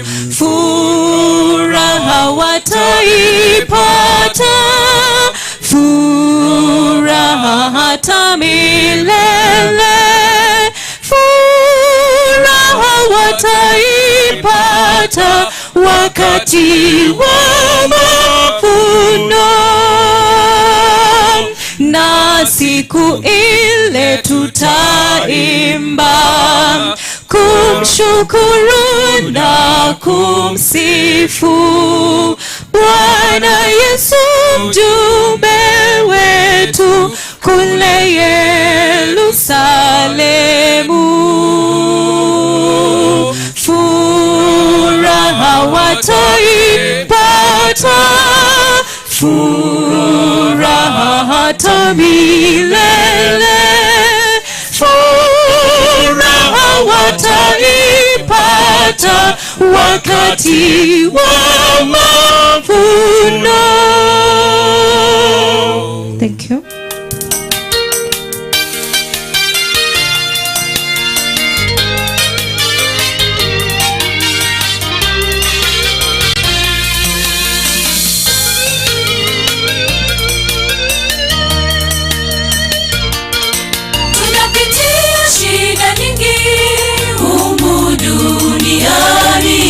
Lakini siku Bwana atarudi na jeshi la malaika kuja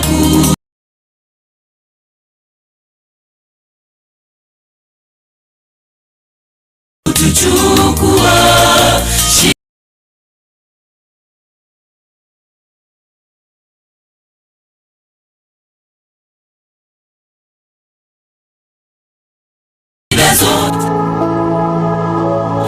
Tukienda juu mbinguni, shida zote zitakoma. Tukienda juu mbinguni, siku hiyo tutamwona Yesu, yule waliyemsulubisha pale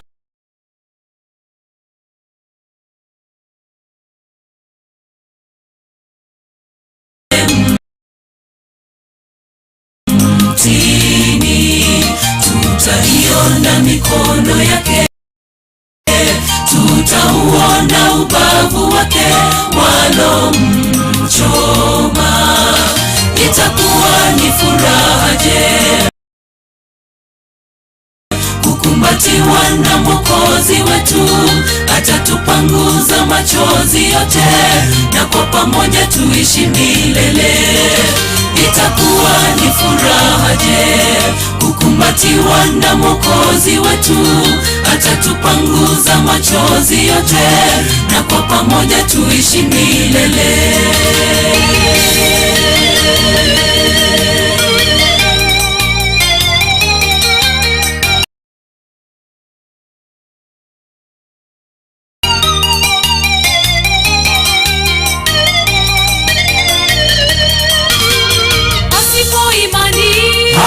Haiwezekani kumpendeza Bwana Mungu. Haiwezekani kumpendeza Bwana Mungu, na kwa maana yule amwendeaye ni lazima aamini Mungu yupo,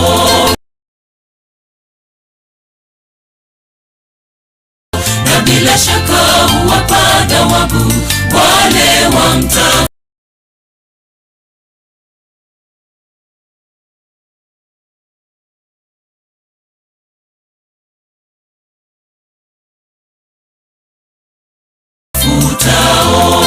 Na kwa maana yule amwendeaye ni lazima aamini Mungu yupo, na bila shaka huwapa thawabu wale wamtafutao.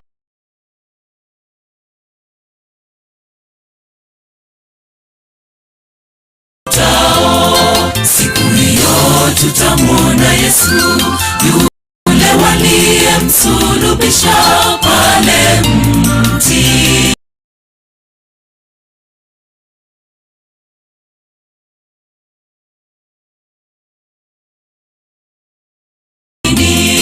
Tutaiona mikono yake, tutauona ubavu wake,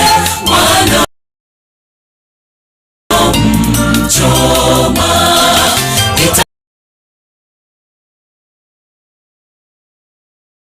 Itakuwa ni furaha je kukumbatiwa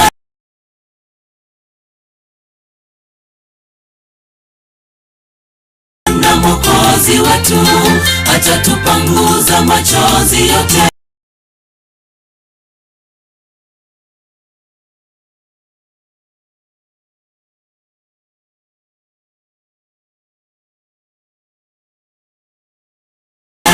Na kwa pamoja tuishi milele. Itakuwa ni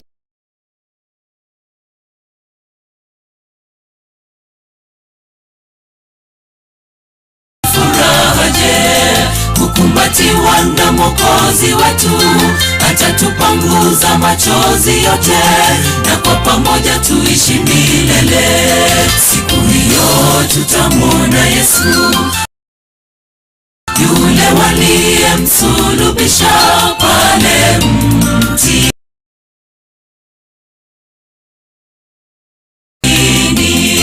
Tutaiona mikono yake, tutauona ubavu wake, wanaomchoma. Itakuwa ni furaha je kukumbatiwa na Mwokozi wetu, atatupanguza machozi yote, na kwa pamoja tuishi milele. Itakuwa ni furaha je kukumbatiwa na Mwokozi wetu,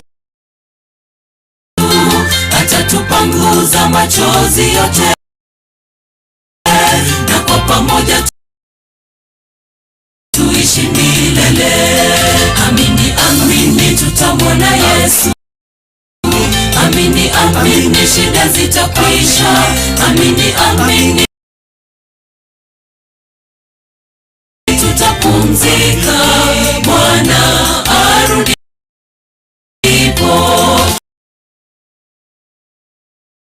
Amini, amini tutamwona Yesu. Amini, amini shida zitakwisha. Amini, amini tutapumzika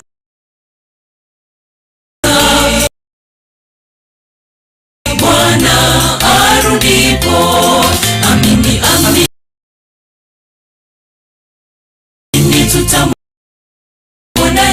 Yesu. Amini, amini, shida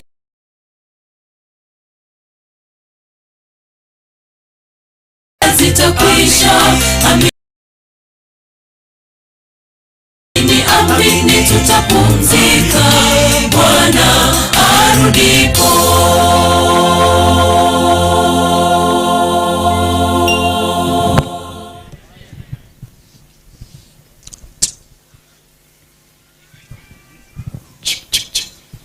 Stanza 2, stanza 3 of that song.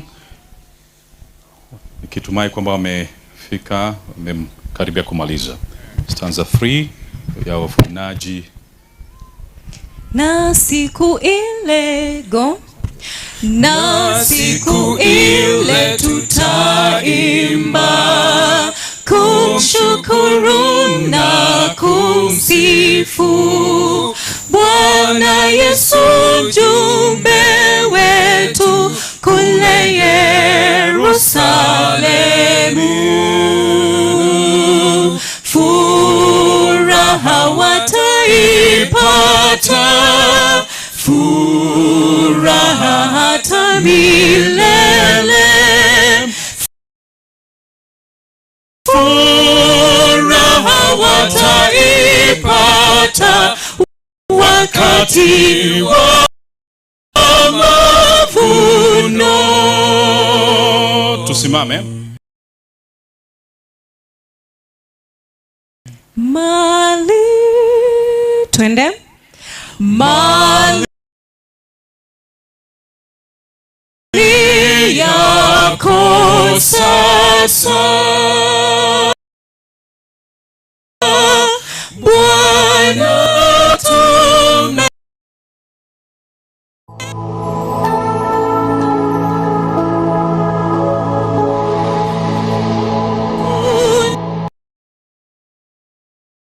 Na yaliyo yetu yote ni vipaji.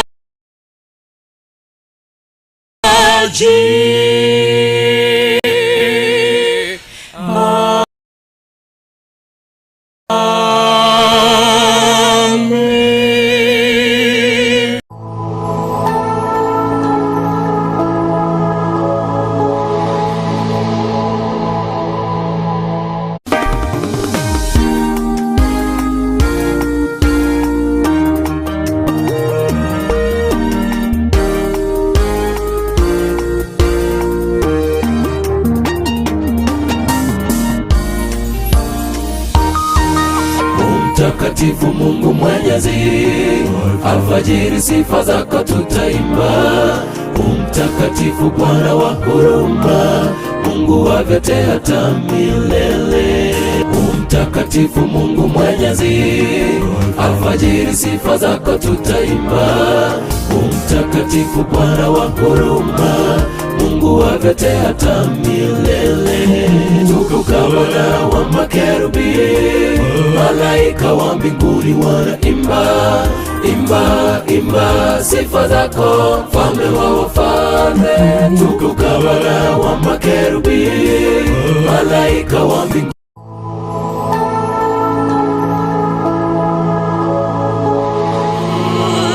Amazing love, how can it be that thou, my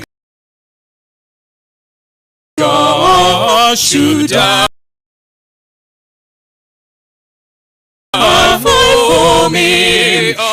Amazing love, how can it be that thou, my God, should die for me? Amazing love, let's sing. Amazing love, how can it be that thou, my God, should die for me?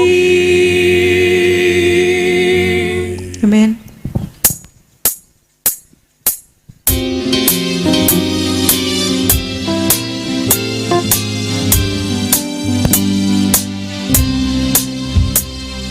Wonderful grace of Jesus.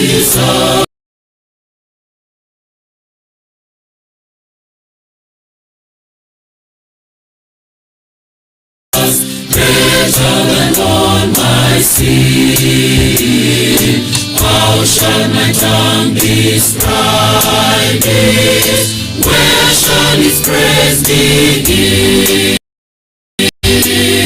Taking away my burden, setting my spirit free, for the wonderful grace of Jesus reaches me.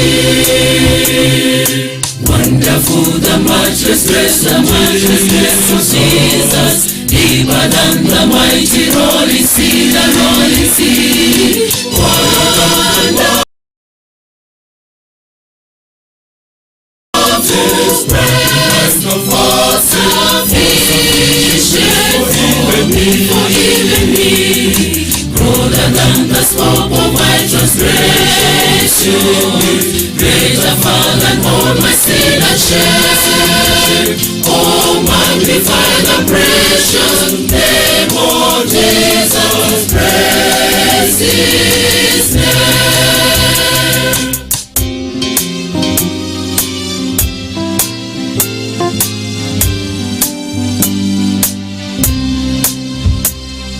Wonderful grace of Jesus, reaching to all the lost. By it I have been pardoned, saved to the uttermost. Chains have been torn asunder, giving me liberty, for the wonderful grace of Jesus reaches me. Wonderful the matchless grace, the matchless grace of Jesus, deeper than the mighty rolling sea, the rolling sea. Wonderful grace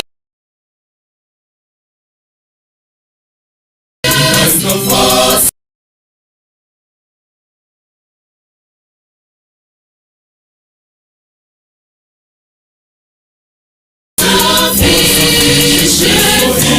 For even me, and share.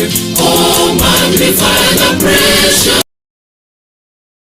name of Jesus, praise His name.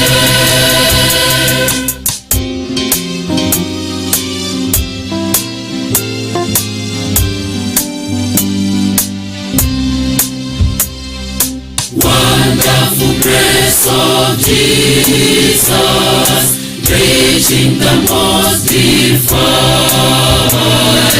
by His transforming power, making me God's dear child, purchased in peace and heaven for all eternity, and the wonderful grace of Jesus reaches me.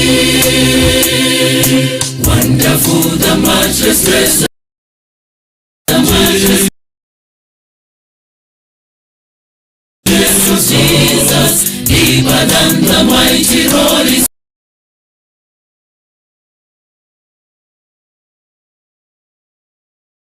sea, the rolling sea. Wonderful express of all sufficient for even me, broader than the scope of my transgression, greater far than all my sin and shame. Oh, magnify the precious name of Jesus, praise His name.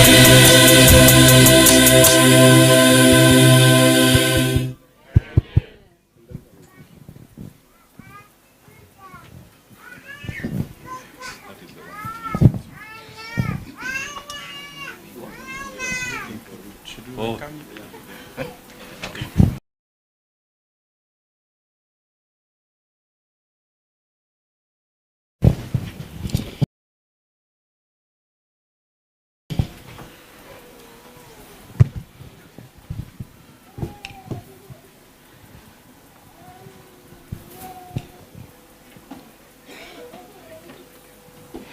Now we want to go into the sermon service.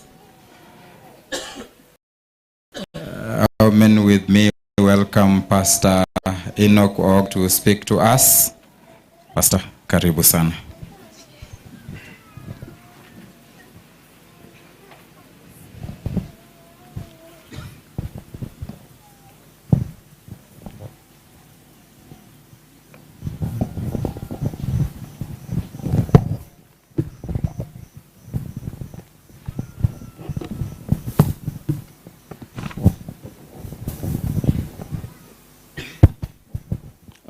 I've seen so many people.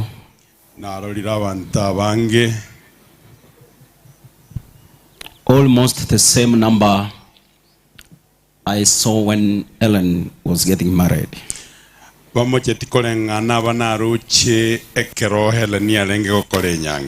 As much as yesterday I was not with you in the procession from the mortuary,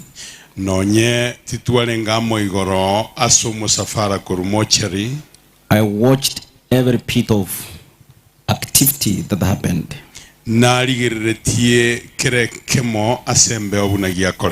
It reminded me the day when we officially took Helen out of the parents' home.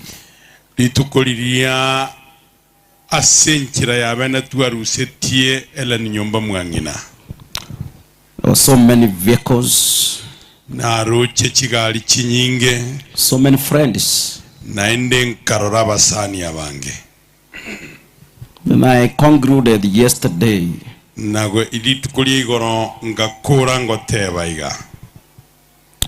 faith is something that you cannot divine.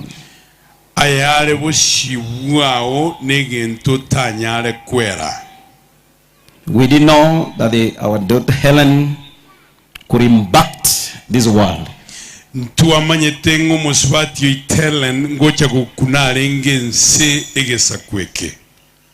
And I want to tell you that the serving Lord is the only way you can impact this world.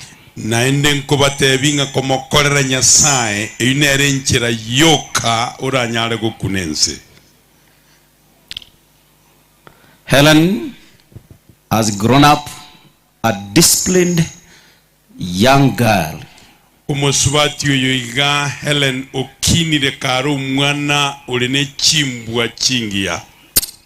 A young girl that demonstrates that she was well brought up by Christian parents.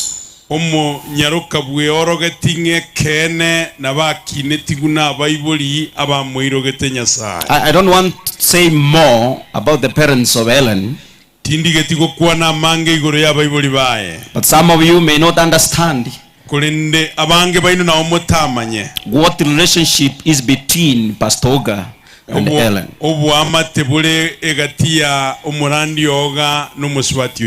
As much as the mother to Helen was elderly than us, she's the mother, she's the sister who brought us up in our church. That lady whom you see so weak now,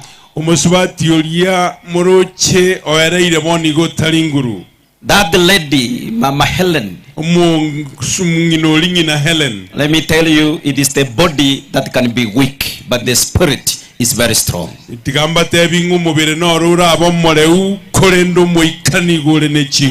If we are strong Christians, then we picked it from her. Personally, I'm very proud of Mama Joyce.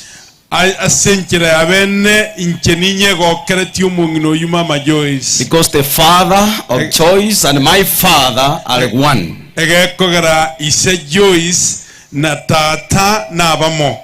And when we were growing in our small village, there is no single day I could not find my two sisters and another sister who is in America, not in the church. Ituko ndiyo ntanyoleta abasubati ba minto babere amono yondo kale maiko bataliye kanisa ime. These ladies spend most of their time in the church. Abasubati aba chinga kichiabo chinyinge nigo bale go chikolere kanisa ime. They could look for us wherever we could be as young boys. Nigo bale nge go tuligiyando nsia stole buna abaisi abake. Until they nicknamed us a name that we call one another up to now. Goikera bagatuba kelieta tokorokana no nyambono. Ya choice. Ya choice. Ya remedia life is like that. Choice ya remedia ubugima na baboleigo. That's the name she could call us. Eneri elieta renge gotoroka. Ya abaisi baliyanga kimutagende kanisa. Abaisi you small boys, why haven't you gone to church? Ya ntutagende goterera Nyasaye. You small boys, come and let's go sing for the Lord. And we could run to church. You could see Joyce embrace you, and you walk together to church to learn on how to worship the Lord.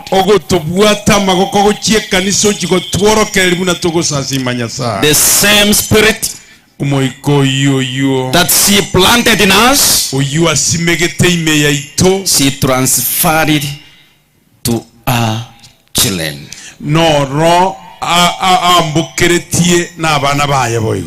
My in-law is equally the best man.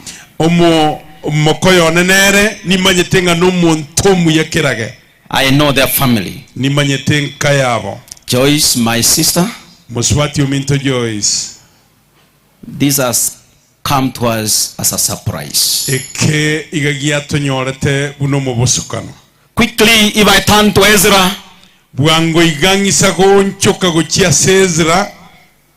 Ezra, forgive me. I didn't mean this when I was giving you Ellen on that day of the wedding.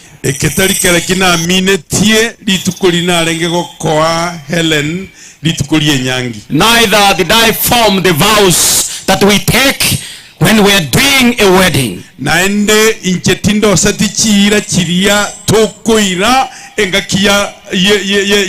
Kuna kipengera moja katika hizo ahadi ambazo tunatoa kwa kanisa, but so blindly.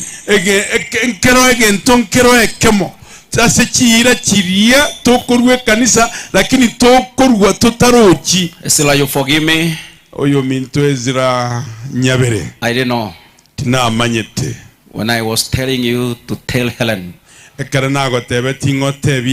until death do us asunder. To me, I thought death could come long into the future when you are too old together. I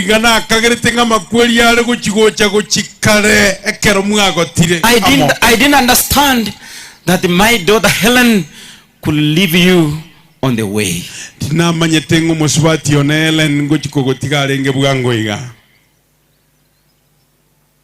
I know, Ezra, that was the great day when you received Helen as your wife. I want you to mark every statement I make in my sermon today. If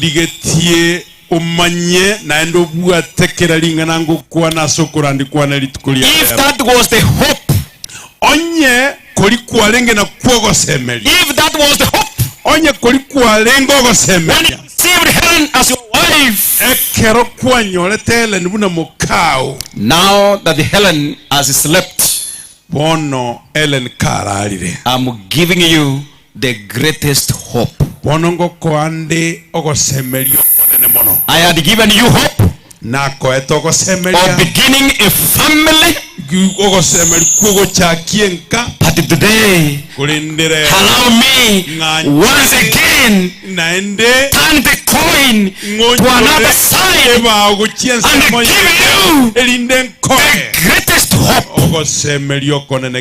What we need in this life is not just hope, but the greatest hope ngendogo semelio konere at the whole circumstances of life. asechingaki kyonsi pichi obugima. You may not comprehend this message now nabotabwata amang'ana yaiga bono iga because darkness engulfs your mind. egekogera omusunte nogosoeta ase ebirengererio. But I allow me, my nephew Ezra, kulinde ng'anchire igo moigwona Ezra to receive this greatest hope that I'm giving you today. onyore ogosemerio koko nene ngokoa. The book of Isaiah 35, egitabu gia Isaya emerongo etatu na isano verses 10.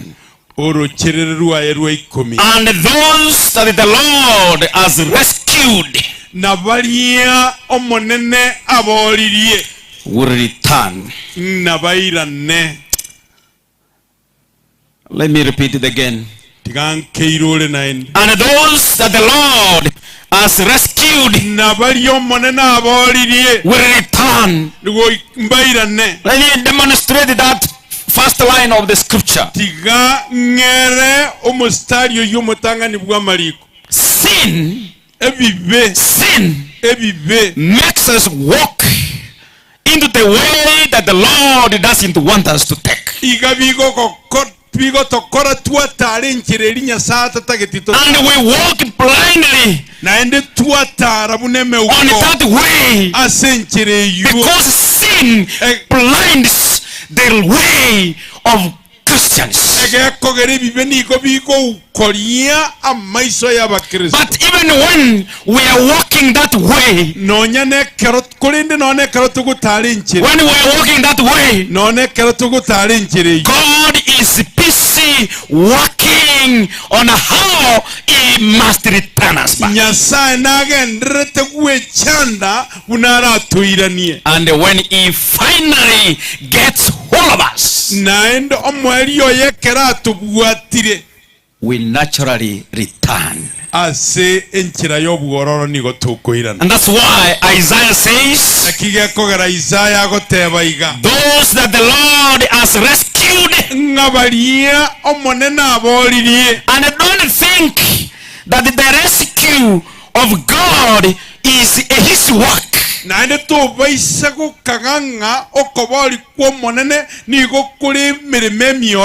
a war that He fights with another power that has gotten hold of us.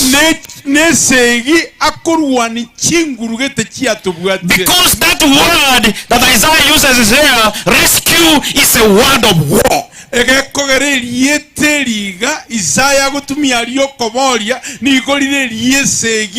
I want you to know, salvation is a tug of war between God and the devil himself.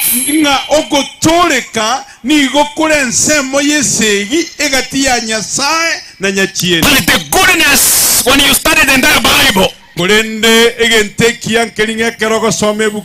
when Satan has presented himself on the battleground, he has never won even a single war. Every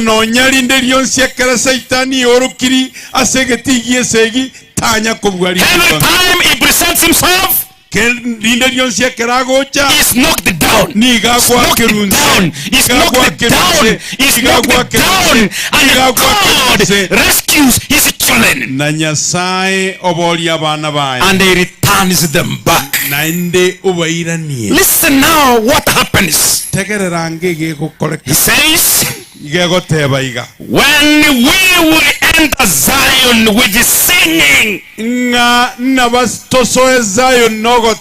because we have been rescued, and the victory is ours. Now we begin the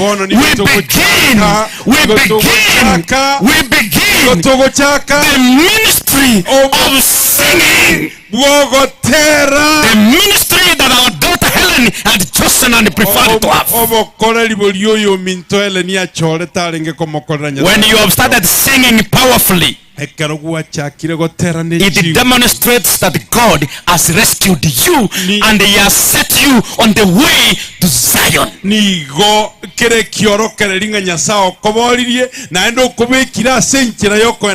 Anybody walking to Zion is always a singer. Why do you sing? Because God has rescued you. God has given you power. He has shown you a way to Zion. Helen was on the way singing to Zion. And still the singing remains with that lady. What will happen as we enter Zion? As we step at the gates of Zion, gladness and joy will overtake us.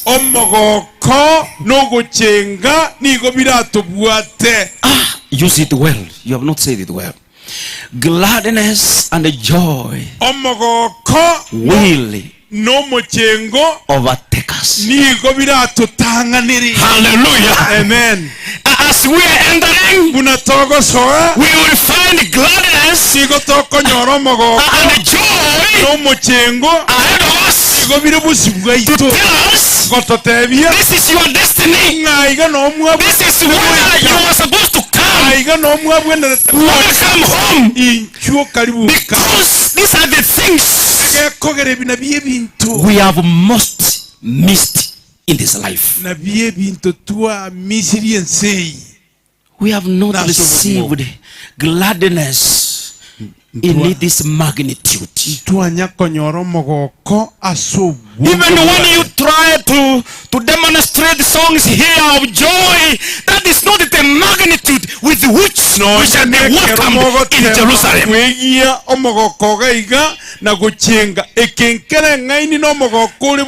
This life is only full of sadness. You want to demonstrate gladness? Quickly sadness overtakes you. But in Zion, we will see gladness and joy ahead of us. Even those people you could see gurumi on earth, at that time they will wear different vessels. Wacha nisome kwa Kiswahili. Na hao waliokombolewa na Bwana anabuo baboliwe no monene watarudi. Mbairane. Kiswahili kinazingatia sana. Kiswahili niko kikubika chingu. Kinatilia mkasa kwa kusema watarudi. Niko kikubikira chingu lingane lyo. Lazima watarudi. Goikana ende bairane. My Lord and my sister. Oyo minto muswati minto. Helen must return from the grave. Helen goikairane kwa. Kiswahili kinatilia mkasa, kinasema wale ambao watakombolewa.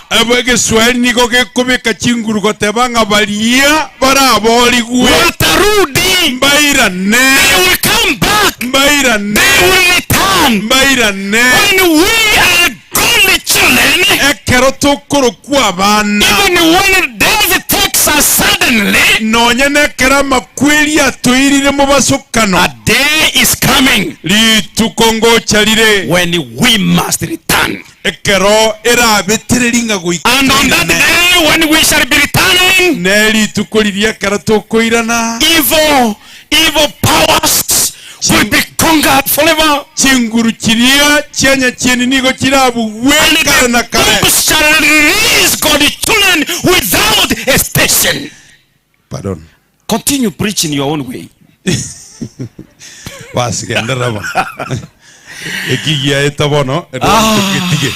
The evil one. That man who has always gone oyubotambe ochire into every place to kill us. kerase asengencho yogotoita Even in delivery rooms, nonya nase chinyomba kiri cyoroiboro he will be deprived of his power, ne naurwe chinguru chiaye and we shall be released without a station.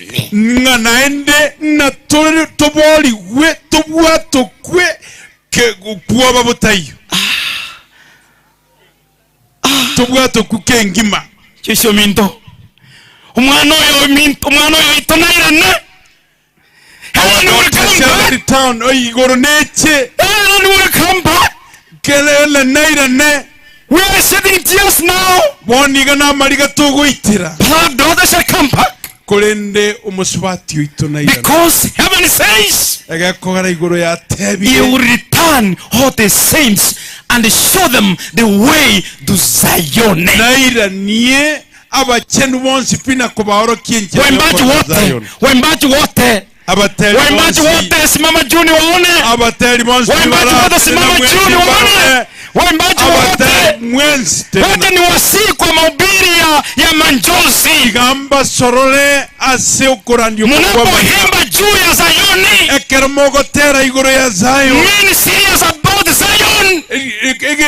Kebeka se birenge libieno imekegima. Put it in your heart. Kebeka se nkoro ya Put it in your mind. Kebeka se birenge libieno. That one day ngari tukeli. We are conquering the evil one. Tomo buoli omubisa. We are entering into Zion. So atole Zion with the glorious power of our majesty King that we are living wrongly in our singing. Nechinguru chiogo kumia chiomo ruotio ito olitu abeire togo terra botambe. The devil shall be ashamed on that day. Saitani naso kiweli tuke. When our Savior comes, ekero motoli that we are praised so much, oyitu arandiri mono. He will conquer the evil one. Namubwe oliyomubisa. And we shall march to Zion. Naintwe ngatotale gocheza. What do you think will overtake us? Nkimokageretekera abe bosibweito. Gladness. Omogoko. Gladness. Omogoko. And joy. Amonomochego. Gladness. Omogoko. And joy. Amonomochego. Sikia kile ambacho tutaacha nyuma sasa. Itegereke toratige magega. Biblia inasema kwa Kiswahili. Ebukuga goteba igasige Swahili. Uzuni. Ngobororo. Na kuwa. Noborwaire. Sitakimbia na vitame uzuni oborwaire. Sasa hivi tunahuzunika Pastor Michira. Nigo tore nobororo. Sasa hivi tu wagonjwa. Boniga nigo turwarete. Lakini siku hiyo korenderi tukeri. Sitakimbia. Ebi byose bina vitame. Na tutapaki na Mungu wetu. Na intwe na totigale na Nyasaye. That's why it forced Jesus to take John to the wilderness. Na ekina kigia kogera ya betereti Yesu aire Yohana garia seroro. To show him the gate to heaven. Elinda mworo kiege itegio kogenda. And when heaven was opened before John, ne kera igoro ya igore twe bosibwa Yohana. Kwa mtazari Yohana akaonyesha ya kwamba mbinguni yaso bwenge Yohana akaora kiunga igoro. Hakutakuwa na manjozi. Ngamaliga takaiyo. Hakuna manjozi mbinguni. Maliga takai. Kwa hivyo malaika akamwambia Yohana, asaigomo malaika akamwambia Yohana, hapa mnaweza lia. Aiga na bamu lakini kwa muda mfupi. Kulenda sekerege. Mbinguni igoro hakuna manjozi. Maliga takaiyo. Let me give you a small story. Gamba umugano mwengega. It is a legend story. Numugano igoro y'omuntu yomo umunyankongo. This man umuntu oyo is Joseph. Nigakoro ku Yusuf. Joseph was the governor. Yusuf nigarenge umugavana in the land of Egypt. Ase enseria ya Misri. And Egypt represents na Misri nigetenenerete of pain, suffering. Engencho yobororo amoneme chando. As suffering and pain. Engencho yogo chandeka amonobororo neme chando. Where evil reigns. Ase obubebo kogamba. But in that land, korende alia senseria. Where sin, alia sebibe, evil, amonobo, suffering, umenogo chandeka, and pain Divines the livelihood of the residents. God elevated Joseph as a governor.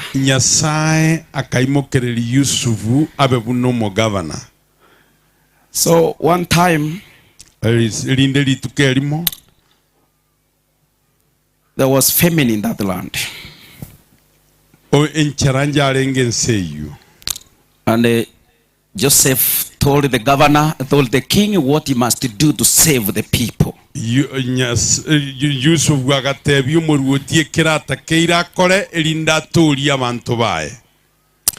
Despite now having full bans in Egypt, he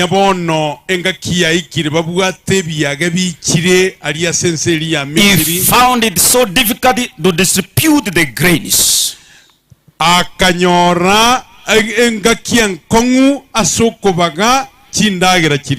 Frequently, the people grew separate for not having immediate access to food when they needed food urgently. And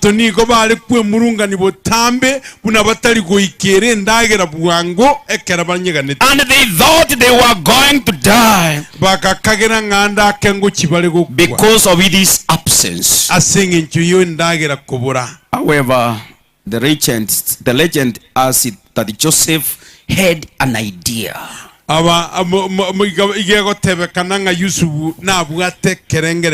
And I want you to underline the word an idea. Ezra, where are you? Can you stand up? Ezra, God has got an idea for you. Amidst troubles and the pain,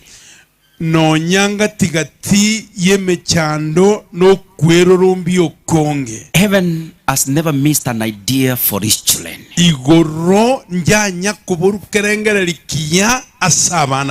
when we sympathize with you, we raise questions about your future life and the young children in your hands. Heaven already has developed an idea for you. And that's why all of us must be friends to heaven. Because when we are connected with heaven, heaven always has an idea for his children. When the Egyptians and the Israelites together thought they were going to die,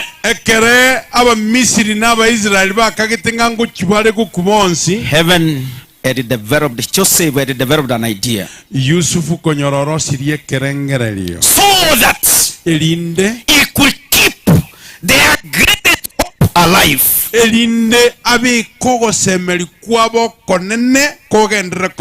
prolong their life until the grain was delivered to them.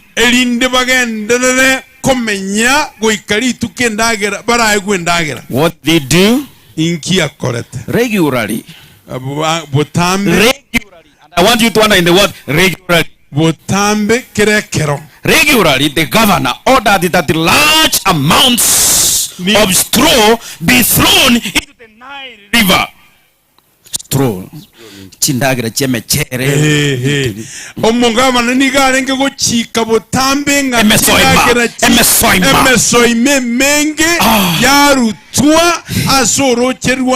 Because he realized it was difficult for every person to get food at the right time.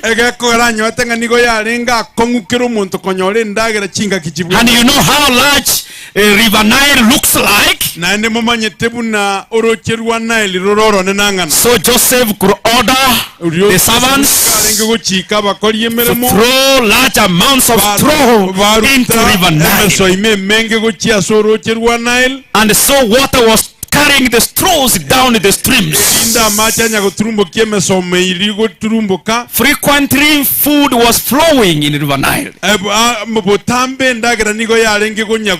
Those who were complaining and who had lost hope, they could sow straws taken away by the streams of water. Now news went throughout the country that hope has come. Hope has come. If you want to get the food, run and position yourself at the bank of River Nile. Now you could see so many people along the banks of River Nile from both sides. And every time they could see straws flowing, they could sing as they were picking, running with it home. And I want you to know this fact again. The seedlings, the seeds from those straws, some of them could remain and grow alongside the bank of River Nile.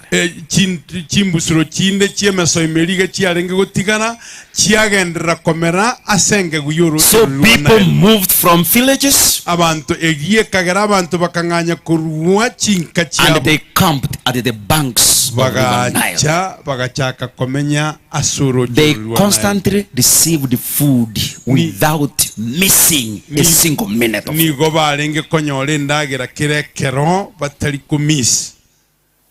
And their greatest hope became a reality. I want to end my sermon by saying this. Beginning from my nephew Ezra, coming to every individual who is here, the day-to-day examples of God's love in our life,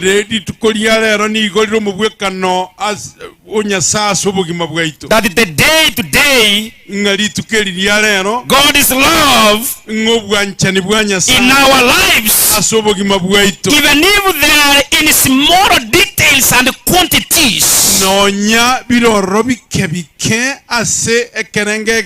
it shows that God cares for us.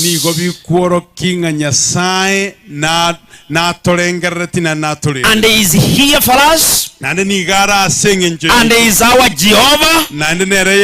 There is no single day He will stop from showing us love that will lessen our pains and sadness.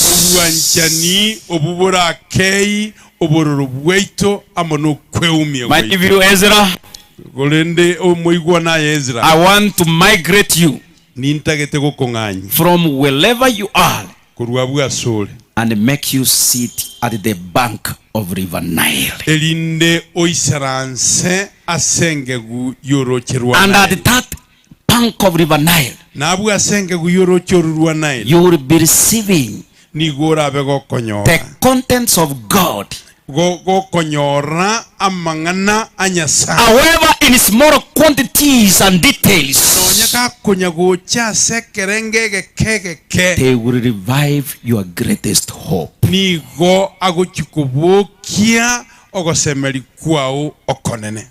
Do you see that sense, all of you? Have you seen that? Have you seen that? That when you spend your time at the bank of River Nile, because River Nile is so large, It represents the largeness of our God. And when we are there every time with Him, He will supply all that we need. Because the intent of God is to lessen our pain and sorrow and sadness.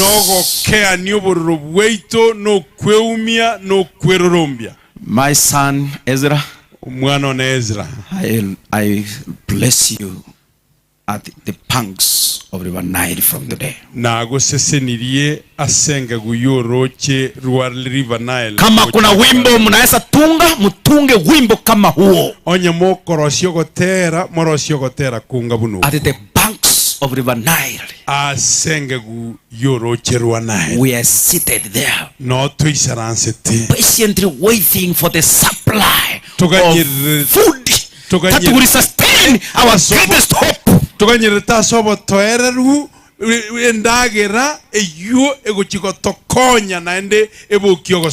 And while we shall be there, our pain shall be lessened, our sadness shall be forgotten, and we shall dwell with God forever. And the time of eternity, when God shall return His kingdom to take us home. And that is my greatest joy, my greatest comfort, and my belief as a man of God who supports me in that belief. In the name of the Father, the Son, and the Holy Spirit.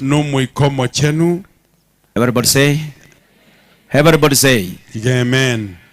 My sister Joyce loved this song, and it has kept her strong.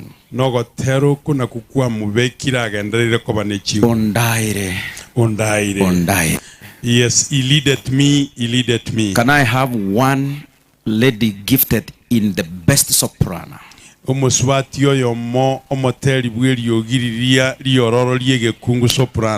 One lady again with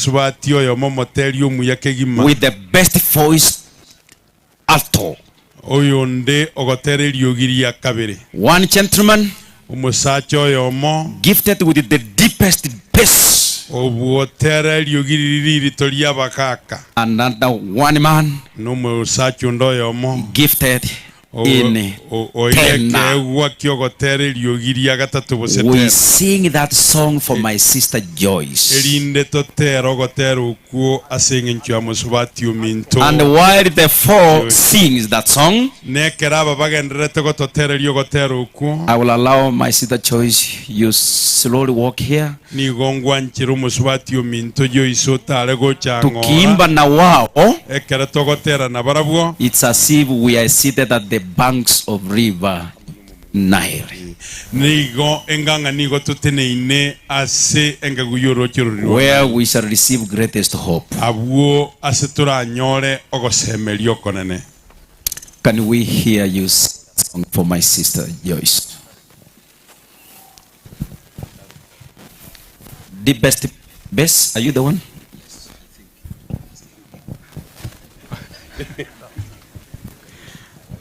My brother Pamina has also come. Thank you. Pamina's come. Faster.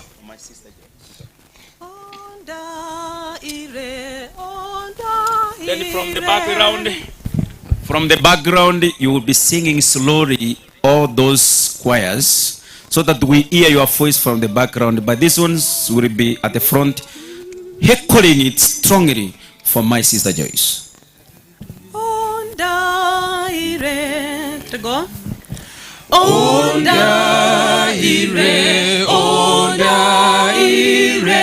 namangana yokorenya, ase onsi eze.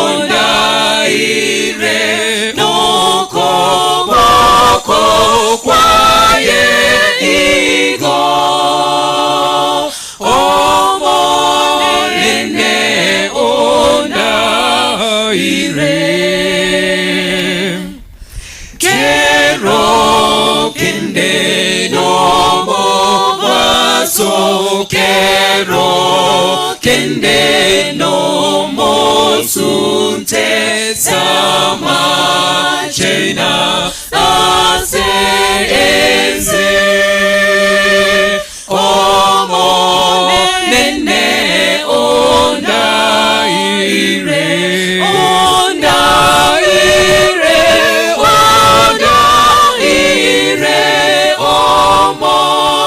nene onda ire no kobako kwaye igo omo nene onda ire tinkonyara gotogonya asemere monda ewe ekyagera ramanire omo nene onda ire onda ire onda ire omo nene onda ire no koboko kwaye igo omo nene onda ire koya eri remeremo kona uire ebibe nonyogo kwa tikoiroka omo nene onda ire onda ire onda ire omo nene onda ire no kobako kwaye igo omo nene onda ire.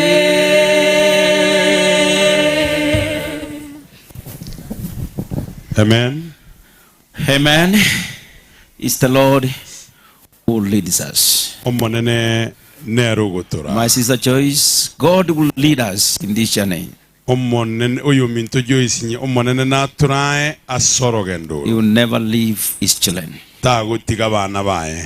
Ezra oyo minto Ezra has requested me that they have a song as a family. Onte biringamba bugate ogotera bunenka. They want to present it themselves. Nigoba ligeti batera ogotera okubara bwaba. I'm asking as Ezra comes with the family. Nabolirie igankubolinga Ezra kobago chanenka yabo. As they will be at the last stanza. Bunabago to kabale ekefungo kyomoelio. Christ Adoration Singers. Christ Adoration Singers na numwebeke yange. You come and you crown it the day. Moiche mo kolere eritukeli gakegima. Since my daughter Eleni passed, I have followed your songs very closely. I have seen how that niece sings well. Oh yes, you will miss that voice. But today I sat you at the banks of River Nile and remain there permanently, so that you receive the greatest hope from the supplies of God.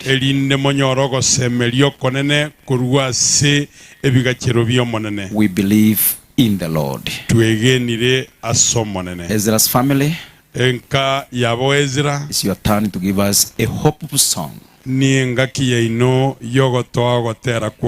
After which, Helen's choir you crown the sermon. Then after that we shall have a special prayer for Ezra and the two sons that God has left in his hands. All shall be well. Welcome. Buyamano karibu asinge nchogotera kwenu.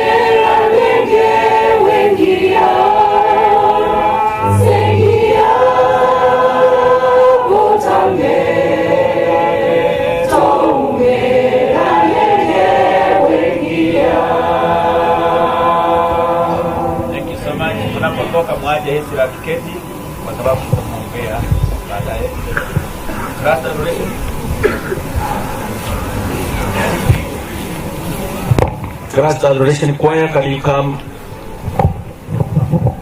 Esther will be seated there with my chairs. If you want to give him company, you can bring your chairs and sit with him, because we are almost praying for him after Christ Adoration has given a song. There are kids who composed a song for Ezra and Ellen.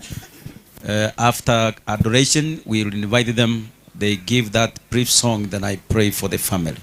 Thank you for following the orders.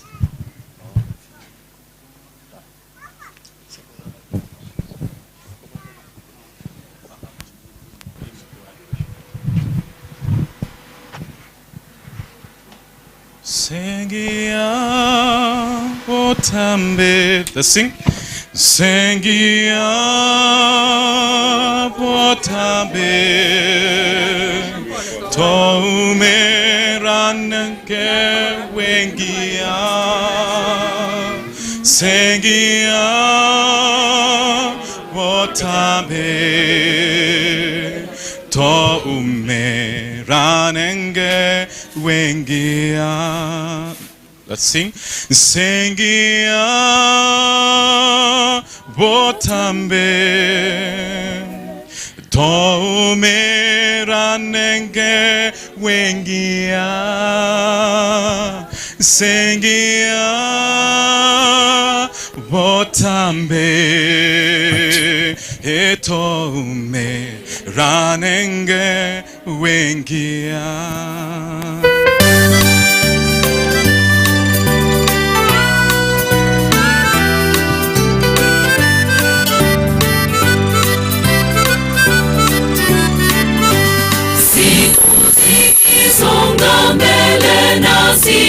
twajiuliza, hali itakuwa vipi mwishoni mwa maisha?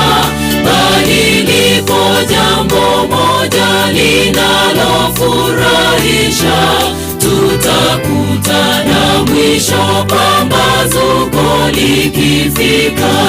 Mwishoni mwa maisha ya dunia, tunapotua nanga, dhoruba ikikomo, huzuni zikikomo, kisha zitatoweka, tutakutana mwisho pambazuko likifika.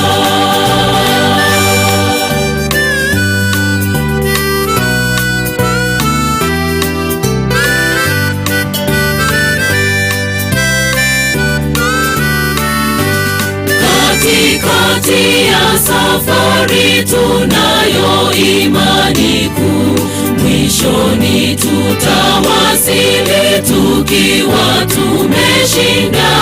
Tunapotazama mbele tunaona mwangaza, tutakutana mwisho pambazuko likifika.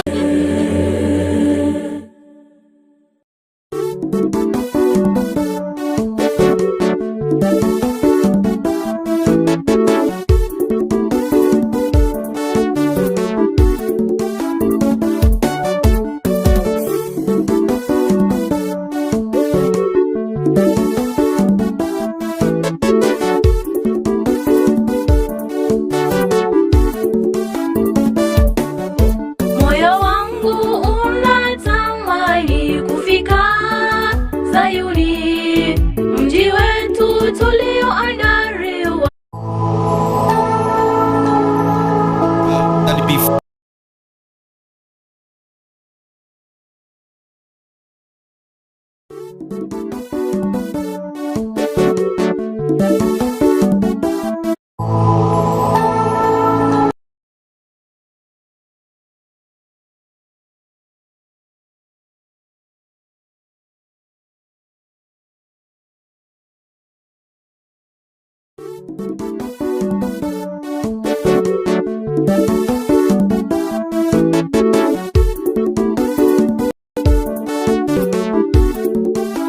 Means to be close to Ezra. Ainu abana bana na babulirika muranche mutiga goika Ezra ange. Muende muitane pamoja, mukae na Ezra. Murangiraniamo muisaranse amo na Ezra. Mweke huo wimbo wake tumalizie sama. Mubekiro gotero kukuaye elindeto.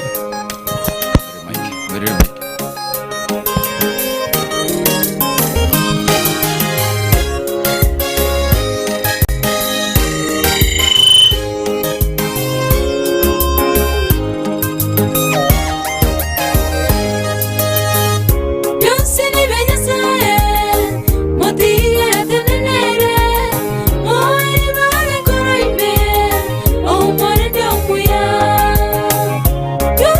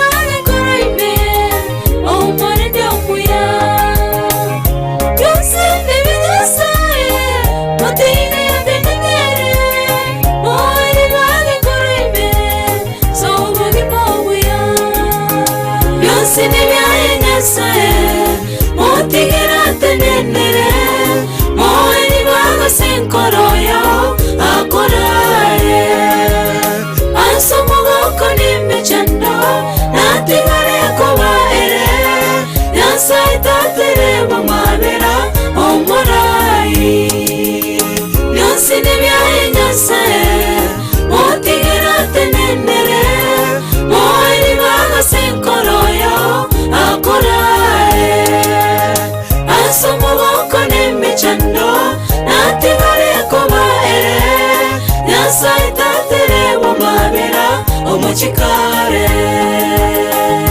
abamangana aigoro arero gosaya mambia mwanya bantu tabwatyo kobua sekende gyonsikeria byonsine byanyasaye mutigera tenenere ekebwenere tenokoigwera aye nakoganya aye torosa gusaba saba sukwegena ogwanja kwaye gokoreke kare goikakare tutiga kirari tuko kera engaksisaba omuiwa wanyabantu ora sogosaba byonsine byayenyasaye mutigera tenenere moeri bagasenkoroyo akorae asomogoko nembechando natigare koba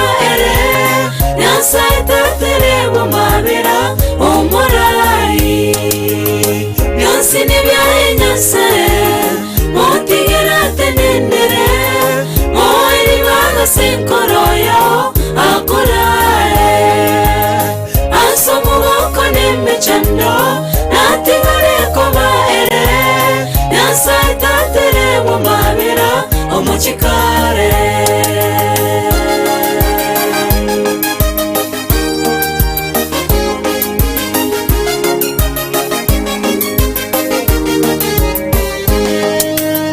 virere mechando na makongu gosomo gokomorembe okona chano kwa nyasaye ero mobuyo byosi byonsine bya nyasaye mutigera tenenere kende gyosiera rakoe kebwata sokobaka ayayira umuwekano waba murabare batatu shane wekomesha kabaigo nera bidinnego bagateba nyasaoito natobori koromorero ime kora nera natotoboria natigare kobere byonsine byayenyasaye mutigera tenenere moeri bagasenkoroyo akorae asomogoko nembechando natigare koba ere nyasaitatere wamabera omorai byonsine byayenyasaye mutigera tenenere moeri bagasenkoroyo akorae asomogoko nembechando natigare koba ere nyasaitatere wamabera ochikare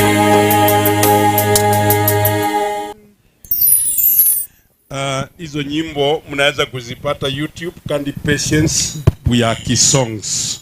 Tunataka kutoka sasa, nimeomba muweke hii kwaya wimbo wakiimba wakiketi porepore Ezra akitoka na sisi tukitoka, ili master of ceremony you take over after that.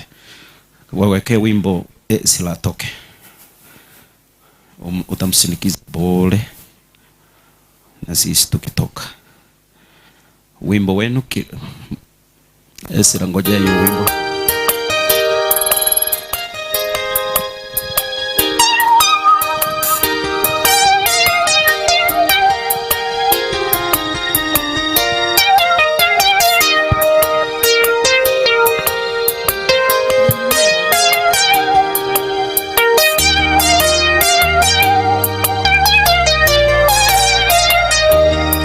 Sikieni habari na matendo ya Bwana Yesu, kando ya bahari na njia kuu ya Yeriko.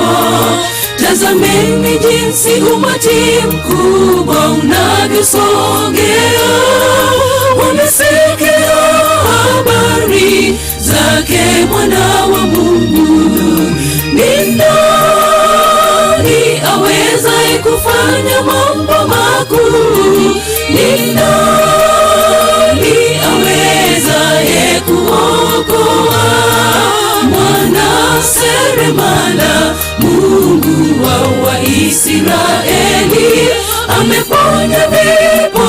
viwete wanatembea, mapepo yanatoroka, viziwi leo wasikia, mume wa wajane leo yumo hekaluni. Yeye ni mkuu, Mungu astahili heshima, Simba wa Yuda hakuna linalomshinda. Ni nani awezaye kufanya mambo makuu? Ni nani awezaye kuokoa? Mwana seremala, Mungu wa Waisraeli, ameponya vipofu, viwete wanatembea, mapepo yanatoroka, viziwi leo wasikia, mume wa wajane leo yumo hekaluni. Yeye ni mkuu, Mungu astahili heshima, Simba wa Yuda hakuna linalomshinda.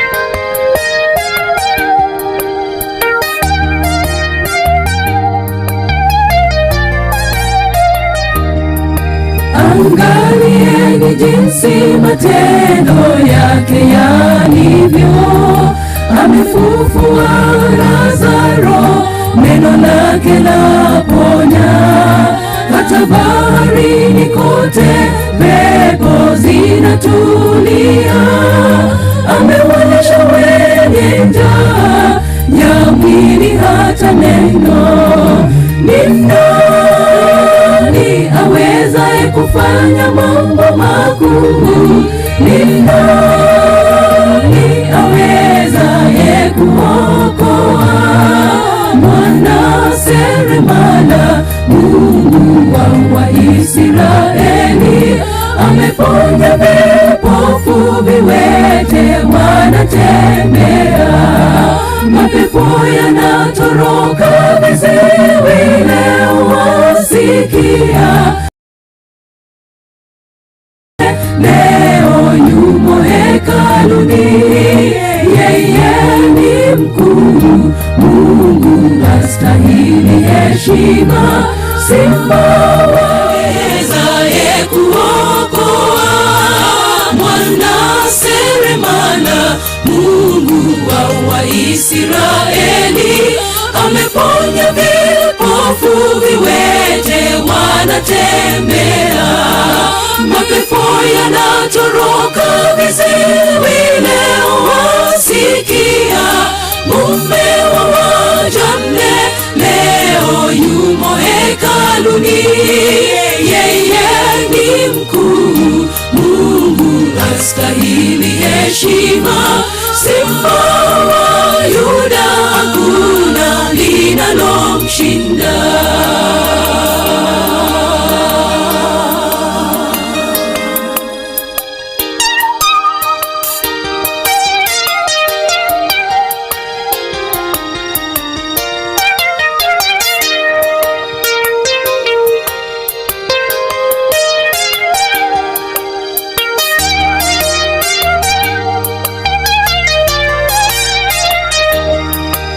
Wastaajabu jinsi mambo yake yalivyo, ameshinda kifo, yeye mwana wa Mungu, na sasa ni kuhani mkuu, amefanyika bora kuliko malaika nao wanadamu. Ni nani awezaye kufanya mambo makuu?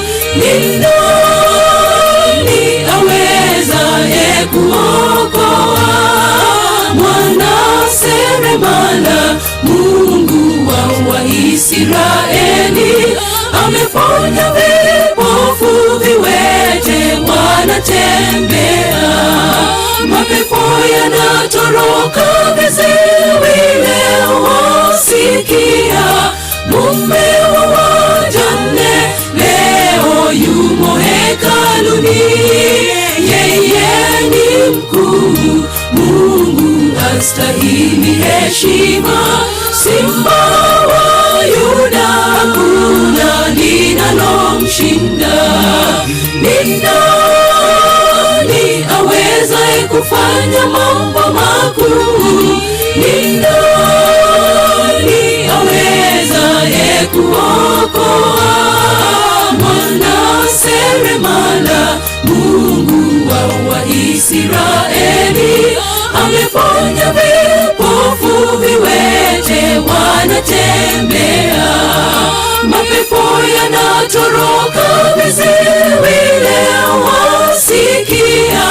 Mume wa wajane leo yumo hekaluni, yeye ni mkuu, Mungu astahili heshima.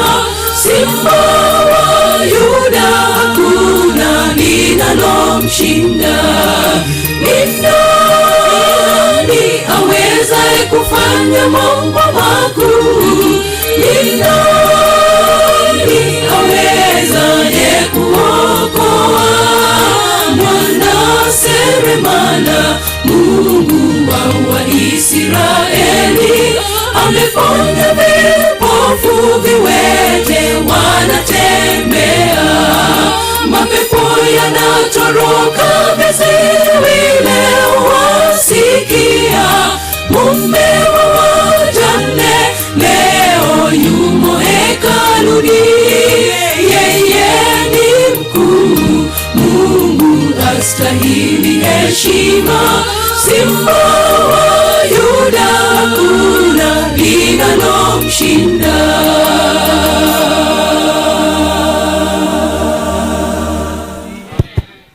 Happy Sabbath, happy Sabbath, and a happy day. Allow me to make this communication as we come to the close of the morning worship service. I appreciate each and every one of us for finding time to be here to keep this family company, even as they come to terms for the loss of their dear one. For and on behalf of the funeral organizing committee, a simple lunch has been prepared that is enough for all of us. We are only asking that as that lunch is going to be served, we observe decorum and we wait to be guided. So there are going to be 2 serving points behind there. We will request adoration to queue first on both sides, pick food for the family that is seated there.